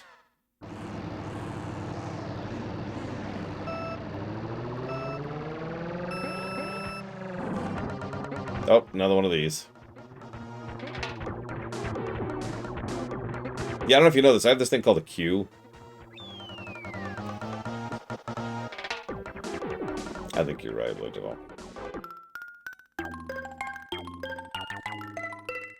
Alright, so let's hit the one we were all waiting for. Let's hit Special Cup.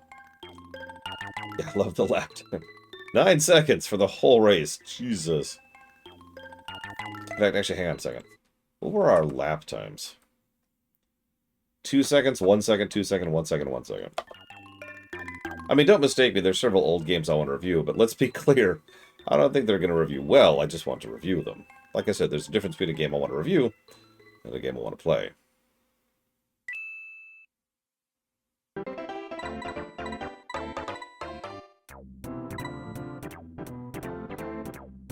Alright, let's see it. Special Cup. Let's do it. Let's do it.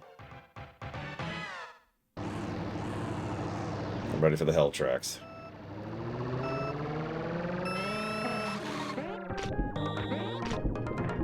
Wow.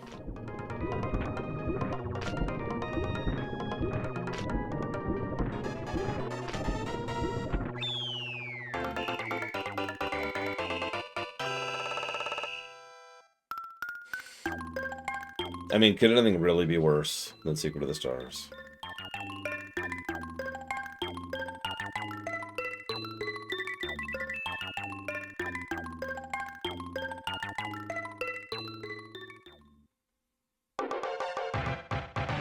Yeah, I've said this before. There's too much bias for and against nostalgia. Too many people think nostalgia is an acceptable reason to claim that a game is good. And too many people think that nostalgia is a good way to try and criticize someone for enjoying a game. Both of those perspectives are nonsense.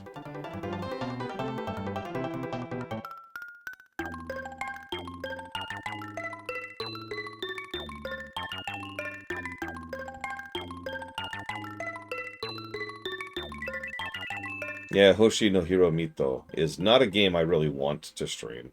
Because I'm going to have to do a lot of homework for that one if I'm going to stream that. No, not for the usual reason. Because I can tell you the behind the scenes right off the top of my head. No, I'm going to have to look up the speedrun techniques for the game to be able to play it.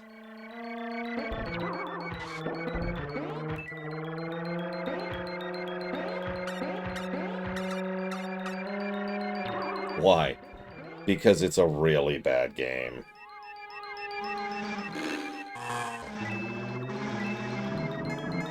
Like a very... It's a barely functional game, is how I would describe it. So I will need to be able to look up several things to be able to play it. And yes, it's worse than Secret of the Stars. It is the only game that might be in the running for FF14 1.0. Oh yeah, we could go down from there, but you know me, I only care about games that are games. As we've talked about before, there's actually a category of games called atrocity games, which you'll never see us review because, by definition, we don't review atrocity games.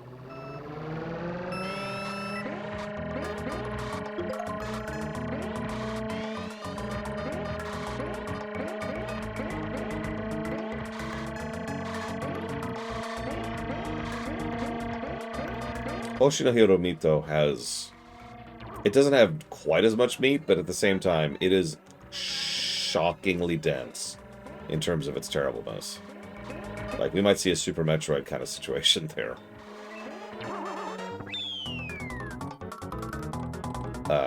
Okay. Alright, let's do it. Let's see it. I'm ready, game. I'm ready. Strike me down. Rainbow Road by Atas.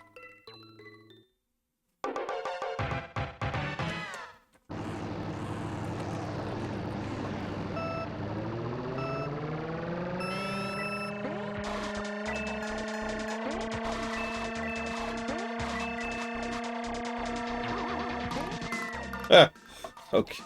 Okay.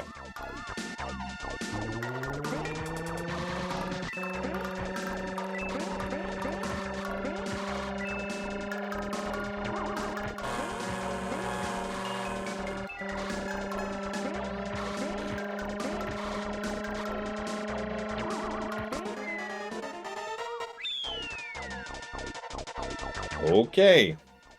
Yeah, it knew. That's why it kept giving me fithers. Depends on the map, J. Palmer. For example, the map we just saw, if he goes over the map in a certain way, goes to the ledge in a certain way, he's then pulled back across the line and then carried over it by Lakitu, which counts as another lap. But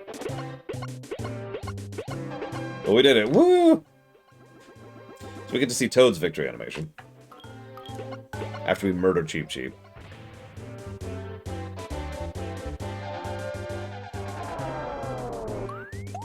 Yeah, you have to get the feather, you have to get the speed, you have to get the angle, and the input timing. So here's what the outro is supposed to look like when you don't have everyone's, steering turned off. See, they just kind of drive in a line. Look at that Mode 7. Look at it. Final story score, +2. That puts it right about tied with Diddy Kong Racing for about the same reason.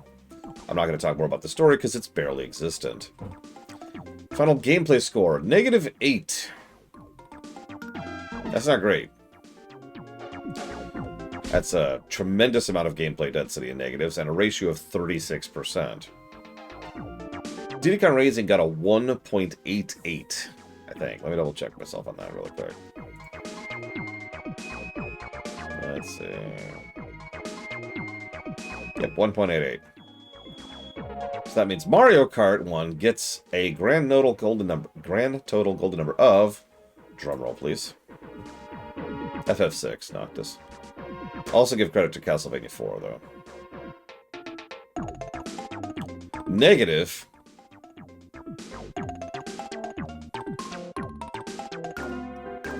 $12.12. That's actually not as far off from Diddy Kong Racing as I thought, but we can now definitively say Diddy Kong Racing is better than Mario Kart. That's actually better than I thought it would be, but again, this is something that I realized as we were going through the Mushroom Cup, honestly. It became pretty clear pretty quickly that there just wasn't going to be enough there to really qualify as being terrible. The winner is Blaterval, who guessed -11.11. Congratulations, Blaterval. I've already put that down for Pokemon Legends ZA, Star Ocean 2R, and Dragon Age 4. So what I'm going to do is I'm going to do my usual post cleanup, and I'm going to lay down for a bit. I was thinking about doing my paperworky stuff, but honestly, no, I'm just going to lay down for a bit. When I come back, we will start, but not finish, I swear this time, Mario Kart 64.